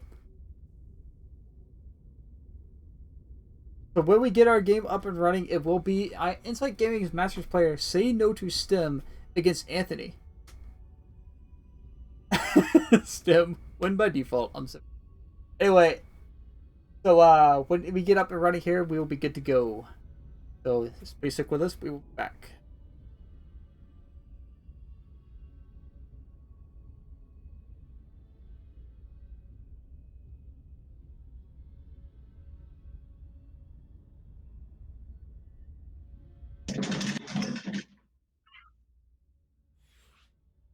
Oh, oh. What's up, Maggie? I guess so. I don't know how much insight I'll be able to offer you.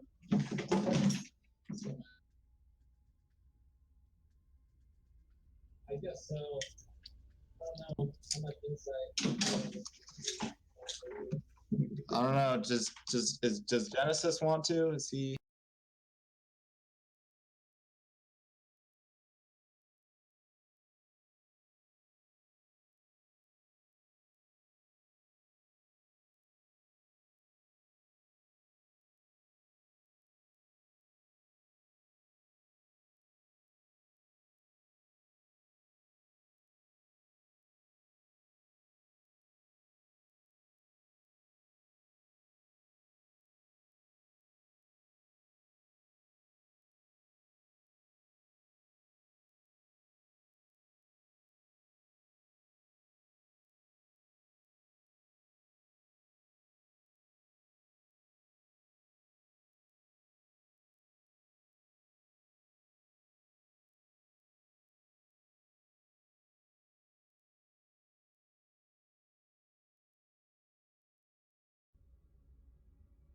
Alright guys, I do have a caster tonight. Woohoo! Alright, so we will be joined by Genesis as a caster.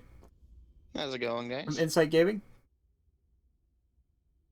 So Genesis, what have you think of the series so far, man? Have you I've only seen a little bit of it so far. Last game was pretty crazy. The fungals were on point, and that last engagement didn't go too well for a Terran friend. Yeah, I have to agree with that one there. I think he just didn't have the information, or he wasn't playing aggressive enough to slow down the Zerg. Yeah. And he just kind of let Anthony just kind of walk all over him. And we were just waiting on Anthony actually, to actually join us here. So Get me in that game too, by the way. Need that invite. that's a good point. Hold on a second.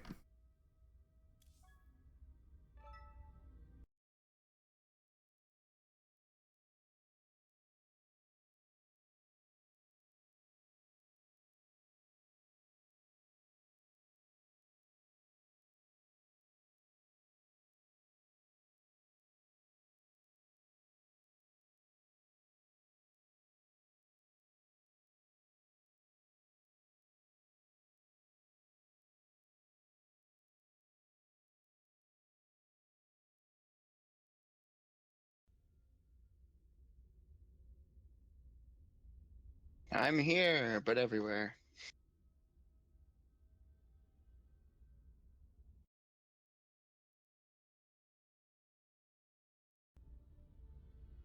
Cool.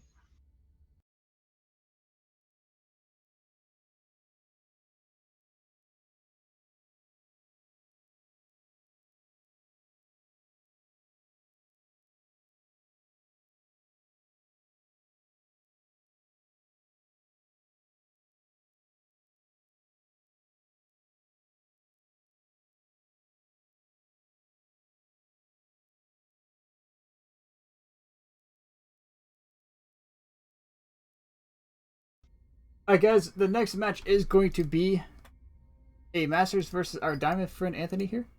It'll be on Odyssey LP, and I'll be back when this game is up. Oh, man, gonna have that new job though. Gonna be a caster. Gotta have that taste toasters going.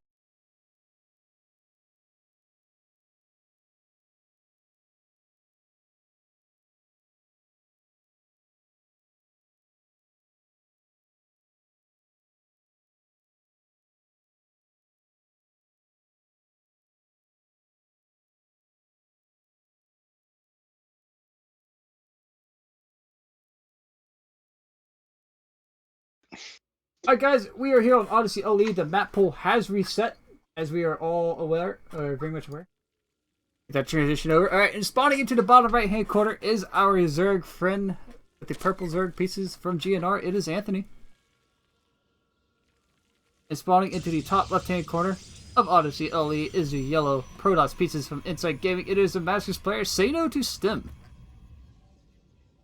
And just a little bit of an insight about Stim. He is a very annoying, cheeky player to deal with. So we'll see what our Zerg friend can do as far as dealing with this annoying, cheeky Protoss player. Yeah. I wonder if he's going to do his classic aggressive strategies. I wonder if the Zerg's going to go in and try to be aggressive this game as well. Maybe poke up and try to deny the expansion or see what's going on in this game. Well, as we do see our probe coming in here, it looks like he will play to deny that hatchery going down here. He's going to put it on patrol. We're probably going to see that pylon block come down later. Anthony's just droning up. There is a spawning pool here, which means he will be opening up a little bit more aggressive. Meanwhile, on the other side of the map, we have a standard pretty much gateway gas opening here for our Protoss friend. There is also no gas at the Zerg side of the base, which is interesting, because usually with the spawning pool, you want to get speed as fast as possible. So it looks like he's just trying to get another base up, chasing around the probe to trying to deny his expansions, but no, they're interesting to see no gas. There it goes. A little bit late. He's not going to get speed as quick as he should. What if it's more nerves here, as it is an elimination point for Inside Gaming. Anthony will be playing against the Masters player, which, as you know, seeing that portrait is enough to trigger that. Oh man, this the nerve. Yeah, I hear you. Anyway, we do have our Cybernetics core and a Nexus going down for Stim. Looks like both players are going to try that macro style play. That much we can very tell right away here from our Protoss friend. In yellow on Odyssey LE. Resort map. That early Roach Warren for the Zerg. Maybe he's going to try to do a Roach Ravager timing. Off one gas, that could actually work, but I feel he needs that second gas here to actually keep this aggression going. I mean, he's got Lings out, but he's not getting speed, by the way. That's also something to note here. So he is going to have that 100 gas in the bank for the Ravagers and the Roaches to be thrown out here. Mm-hmm. This might actually be a probe getting picked off here by a couple Lings, as that probe is trying to be cheeky and getting there to scout around. There are Overlords in place here to provide vision for them Ravagers should they come out. There are Stalkers on the way, and the Mothership Core is coming out here to make sure there's nothing cheeky can actually get in here. As the Stalker is going to go Overlord hunting, he might actually get one for his troubles. He can't see it now. This is actually a very annoying spot to put an Overlord because nobody can see up there. It is very safe here, but Mothership Core is going to come over. Bring the Mothership. Yeah, Mothership Core is going to come over here and make sure that Stalker can take care of that. Got 3 Roaches in production right now. We'll see if he tries to add more. Which he's currently supply blocked now because of that Overlord getting sniped off, which kind of hurts right now if he's trying to be aggressive. There's still no speed in production, so it really is just going into that Roach Ravager play, which I'm waiting to see if these Ravagers are actually going to get morphed here. Mm-hmm. Or if he's just going to go on out with these Roaches. They're slow Roaches, which means they will take forever to get across the map. Anyway, back home on Protoss side, we do have 3 gateways as he is trying to wall off with that Artosis pylon. Faceless pylon now on the way. Actually, how many Artosis pylons are there? There's actually 1 Artosis pylon up in the main system right now. Yep. Okay, so yeah, the Ravagers are starting to morph here. I feel like he just needed to get 3 Ravagers and then make the push. This is actually going to buy Stim a lot of time, as he should know by now what it is, as there's been no aggression from the Roaches. He's warping in a few sentries here, which is going to help shoo away them Lings. Another Stalker in play here. He's actually checking around the base up here, looking for any Overlords that might be out on the side of the base, given that vision. The Zerg is moving across the map. Zerg is also just non-stop producing army right now. Either no extra workers are added on, so this looks like it's trying to be a 1 base or 2 base all in right now. Our resupply is heavily in favor of Anthony, by the way, 36-12. As Stim was trying to play more of that economic focus. And Stim still probably doesn't have any idea that this is coming. Does he see the army yet? Okay, now he sees the army. Yeah, the Mothership Core. the army now. Yeah, the Mothership Core is going to get sniped off immediately. That is actually huge right now. Stim is going to be an all-out hold here. The Immortal is on the way, but it is incredibly far behind. This pylon is going to get picked off, and this is big push coming in here from our Zerg player. This might actually be a little bit too much for Stim to hold on to, as he does Yeah, have. if he can get that Immortal out, that If would the help a Immortal comes lot. out, he'll be able to hold here very easily. The probes are being pulled off the line. A Ravager is making its way up into the top. He does see the Artosis pylon, and it is going to immediately wall off that ramp. As there's only these Nice two force Stalkers, these fields. sentries here. Okay, the Immortal does pop out, but it is trapped in the main currently. Okay, the force field is down, which means he should be able to come out here and shoot us away. Zerg realizing he's getting a lot of damage done here. There is another Mothership Core on the way, but this is not a full energy Mothership Core. Only one Oh, Photon so always overcharge. Be careful. Immortal's shield is down, by the way, so it did get triggered and it is gone. But that push did a lot of damage. Losing that full energy Mothership Core like that was actually huge. That hurt so much. As Zerg is I just mean- going to ball up a bunch of Lings on the other side. By the way, speed is in production now. The third base is going down for our Zerg player. Also have a layer on the way as well. Maybe trying to transition to maybe Spire units, since you noticed a lot of the stuff was on ground. Not many Stalkers. There are some adepts out on the map here. Stim does have enough, or if he pushes it out, will have enough for one recall. I feel like he needs an observer out, like right now, to see exactly what is going on. He's building Immortals, which is going to be good to deal with any roaches and lings. However, the Spire Tech will be on the way as soon as this layer finishes. And it is going to be intended to keep Stim on his side of the map.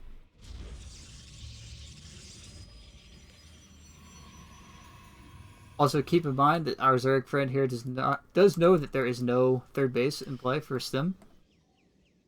Which means Stim is going to have to make some magic happen here. He's just hanging back, giving Zerg a lot of time. He also got these double Evo chambers as well, but didn't get any upgrades. He's floating a lot of gas right now as well. And there are no upgrades on the map. Resonating Glaives actually finished up, by the way, for these Adepts. Which would be pretty big since the majority of the army is Lings right now. So this should be a pretty strong push that Stim is pushing out with right now. And Stim is going to be able to reinforce. There is a Warp Prism here, which means he is going to be able to push across this map and reinforce. So, one thing to note about that push Anthony did do, it didn't get enough damage to end the game, which means Stim is still here. He's still able to make this push happen. But the one thing to note is that he's on 3 base versus Stim's 2. This is very true, but there's a very scary push coming out right now. We'll see how Anthony can handle this. Okay, the Shades did not go up. He's actually just trying to pull these Lings out of place. As the Adepts are going to move up here, the Warp Prism is in play. He's going to warp in a couple more Stalkers here to try and deal with these Roaches. The Ravagers are dead, by the way, so there's nothing here to shoot up at this Warp Prism. Lings are just evaporated. Too. This will be Nice Mortal. micro Oh, on the nice micro on Immortals. the Immortals.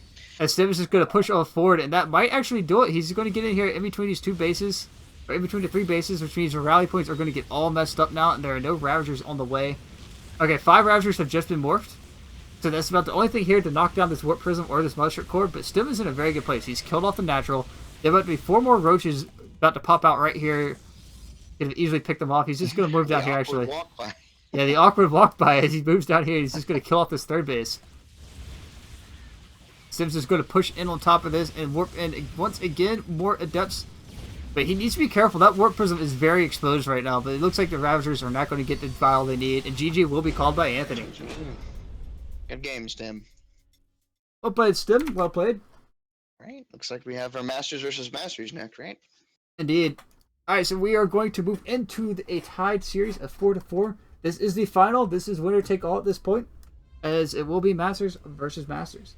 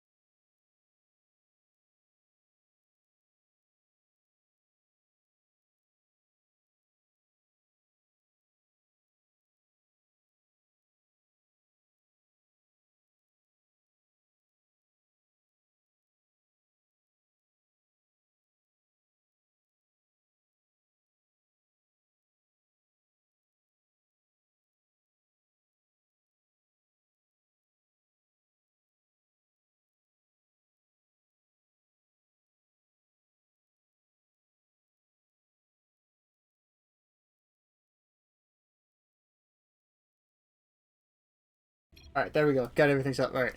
Welcome back, guys. This is the last match of the night. The series is tied 4-4. As we have Sato the Sim, Cactus Man, going up against each other. And spawning into the top right-hand corner is indeed the blue Zerg pieces of Cactus Man. Spawning down in the bottom left-hand corner, trying to close it out for Insight Gaming, is the yellow Protoss pieces of Sato the Sim. Already, the similar opening seems like it looks like he's coming out here for Sato the Sim as he throws down a pylon and is sending this probe out. Like he's going to try to deny that hatchery from going down. They're just droning up. Nothing too fancy. There's actually 2 drones rally out. Okay, one is down here for the hatchery. The other one looks like he's going to scout. Okay. Nothing cheeky going on like earlier where we had Fish throwing down the crazy hatchery play. But as we move on out here, we do have this drone going to head on out to scout. Everything looking pretty standard. Gas is going to finish up. Not much else going on here. Seems like a standard opener from the Zerg as well. Got the hatch gas pull.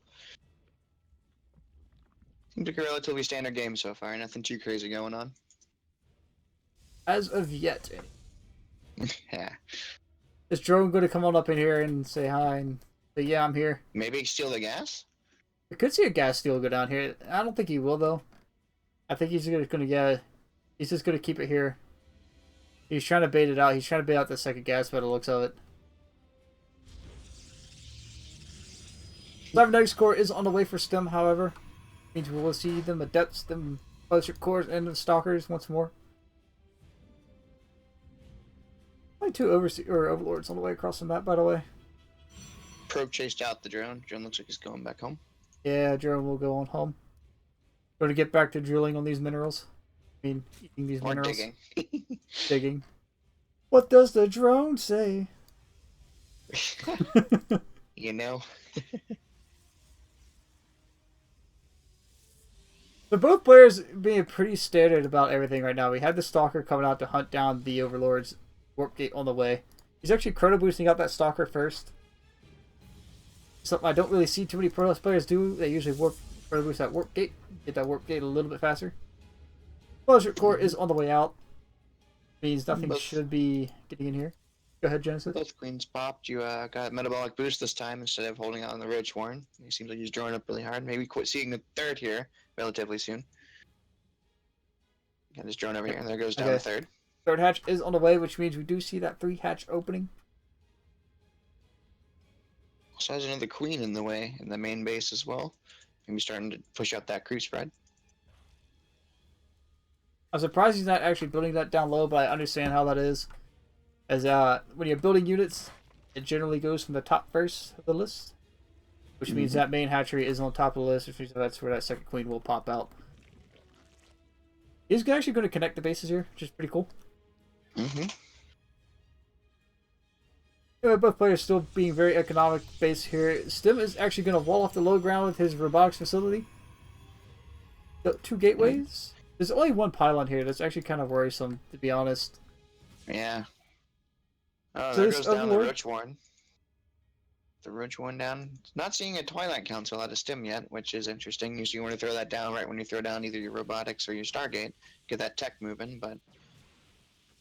Overlord is going to get picked off in the main base as he does not see anything other than what's usual. I imagine Stim's going to go for something similar to what he did last game with that Stalker Adept push.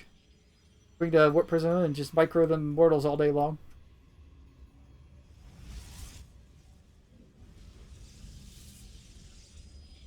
Start it up. Another Nexus. So there is going to be a 3rd Nexus down here for Stim. Both players just playing kind of passive, not getting too cheeky, not getting too crazy. As there are 10 roaches on the way. Yeah, there's 10 roaches. He doesn't see the robotics facility yet, though, so with the first Immortal already being out, it should be relatively easy to hold. Yeah, there is an Overlord here that doesn't really see much. If you were to move this Overlord up a little bit, he would be able to see it, but... So Stim actually getting an Observer out this time instead of more Immortals. Actually pretty crazy to get, or different, because last game I mentioned he did need to get that Observer out to see what was going on, but this time he will have it out. There's no aggression here to slow him down. The Adept Warp is coming in. Moving in.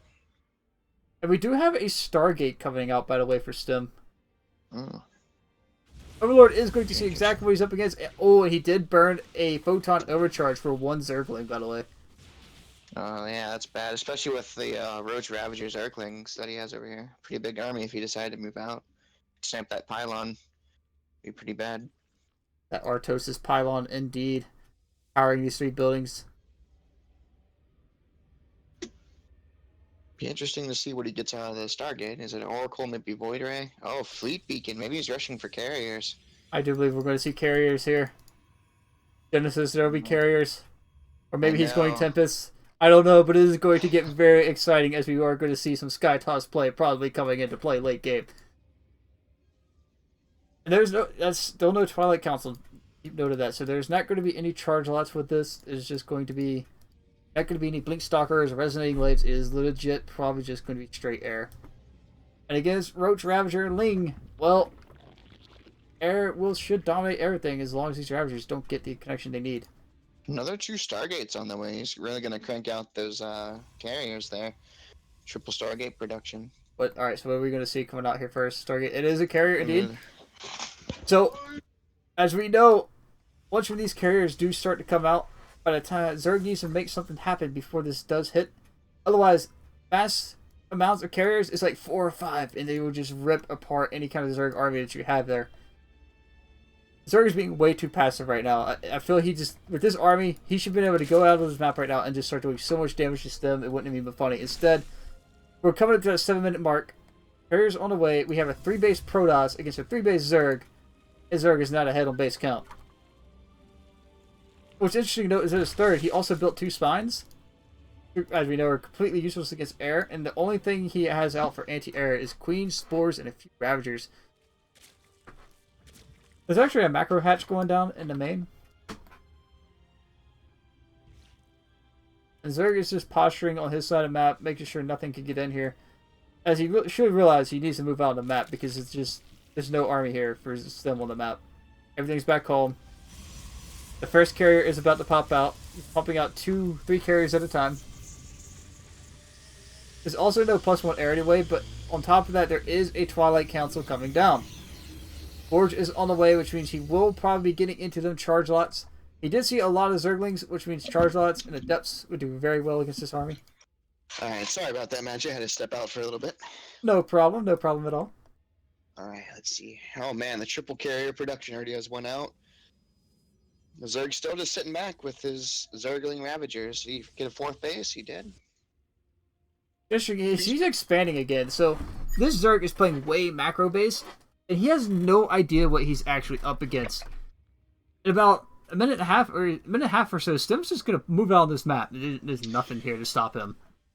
With those Lings, I think he still thinks he's on robotics facility right now, not fast switching to this carrier. So he might think he's safe from there. He's getting an Overseer, and oh my god, this is actually going to be huge for this Zerg player when he sees what is actually on Stim's side of the map. He just sees his army, this ground army, and that was it. He's actually getting Baneling speed right now. Sure, that's going to work for anything on the ground, but there's nothing here. Nothing here to answer these carriers. Stim's already going up. He's already at 4, 5th. He's going to be on 6 carriers. He's just going to move out here shortly. Is there a mothership on the way? No, there's no mothership, but he's getting charged at +1 and the interceptor upgrade. Interceptors are being built. There's no speed? Where's some Adepts up top of harassing this expansion up here. I think once the Zerg sees the Sky Toss army, he might just GG out. He's going to have to. I mean, sure, these carriers are slow and a Ravager Bile or Corrosive Bile will just land all over them. But it's just a matter of... There's just too much. I think it's just going to be way too much when he moves out. He did grab the Hydralisk Den, which might help if he starts cranking out the Hydralisks, but I think there's too many carriers right now to honestly handle. He's going to get his 6 carriers out right now, which is what does he crazy. know? What does he know? Minutes. Yeah, if you take a look at Zerg's vision, he doesn't know anything about what's going on over here, unless he's... Just nothing. No 3rd base he doesn't know. He doesn't know about any of the Stargate productions or nothing. All he saw was, 3 warp gates and a robotics facility. He's actually morphing a lot of Banelings right now. This is really bad for Zerg if he doesn't catch on, like, right now. But here's the thing to note about this. He sees his ground army, he is going to roll in here, but the thing is, if there's not enough carriers here, they will die faster and will lose a lot more faster than what he can DPS with, basically. He's building carriers 3 at a time, sure. But the thing is, Zerg has to know by now. He's set back way too long. He's got +1 melee, +1 range, and now he knows. He knows. This is where things are going to get crazy. 8 more Ravagers are on the way. Yep, These Zerglings aren't going to do anything. Yeah, he's going to rely on the Biles heavily. And Stim is going to engage here. Stim is going to move in. The Force Wheels are down. The Force Wheels are down to try and zone these out, but the Baneleys are going to roll all over top of this Protoss ground army. As the carriers are just going to go to work and start chewing apart everything they can here. This Interceptor starts ripping apart. Interceptors are just tearing apart this entire Zerg army. As the Spire has been thrown down back home. The Spire was thrown down. These carriers, there's a Void right here now to help deal with these Zerglings, as these carriers are going to intercept and are clumped. Actually, he loses 1 carrier. And Time Warp is going to go down as the more Biles are going to go down. He does not lose a Mothership Core this time. But there is just so much here. Stim needs to go. He needs to go right now before this Spire finishes, because if this Spire finishes, the Corruptor is going to be out, and that is going to be a huge factor in turning this game around. Queens on the way. Oh, and there's even a Dark Shrine on the way. There is a Dark Shrine on the way for Say No to Stim right now. Stim being a very cheeky player right now, this Dark Shrine coming out, he's going to be able to do everything. Harass one side of the map and force Zerg to respond to the army, or either way. Which way can Zerg go? That's the question. 6 Spore Crawlers on the way, along with those 5 extra Queens. Maybe be able to hold it back a little bit, but I think there's just too much DPS from these carriers right now, along with the Zealots and Stalkers on the ground. I think it's just going to break through this defense that the Zerg is trying to post up right now. Especially with only Zerglings on the ground, too. That's actually kind of comical to see a bunch of Zerglings on the ground, and that's it. It's like, what is the Queen's going to do? Pick them up and throw them at the carriers? There's a Swarm Host! There's a Swarm Host that just got built, by the way. This Swarm Host here. Interesting choice, definitely. You could have used those metals and gases for more Corruptors, too. Maybe right? Their own key. These spores aren't sieged right now. These spores are not sieged up. Everything's just evaporating with these carriers right now. That's gonna be it. He just leaves. No GG. He just leaves. Just rage quit. And Insight Gaming taking this 5-4 tonight, guys. Good job, Insight Gaming. We pulled through. Congratulations, everybody. Congratulations to Insight Gaming, indeed. GnR, we hope to play you guys again in the future. That was a great match tonight, guys. Greatly appreciate it. Thanks for having us. For sure. It was very fun to kind of co-cast here with Magi. Maybe you can do a little bit better next time, and be fun to do it again. As we see in our clan chat here, Stim won the CW. Holy hell. Anyway, guys, I'm going to transition back over here to our lovely little AFK screen. And I just want to say, remember, it's all about the fun, guys. No BMZ to happen. There were some hiccups tonight in terms of like players having to go AFK or disappear for a few minutes. I understand. Things happen. And let's face it, it was a good match overall. To everybody who played tonight, congrats on your wins. Congrats on the losses if you did have any losses. And it was a good series overall, guys. 5-4 tonight. Well played. Any last words, Genesis, before we close this out? No, nothing much. Just thanks for having me, Magi, on your stream. I know it's kind of weird having a second person there casting with you and doing your thing rolling, but had a good time, and it was fun in watching these clan wars. Good job, guys. Thanks for joining me, Genesis, and I will talk to you guys later. One last thing, guys. Hit that follow button for whenever Insight Gaming goes live again. You will know immediately. Next week, there is a clan war set up. I don't know if it's going to happen, as I did have a message come in from their representatives saying they may not be able to. And on top of that, must have matched them. Alright, grab that. But on top of that, guys, I will see you next week. This will be thrown up on YouTube for anybody who has missed it. And take care and have a good time. Good night.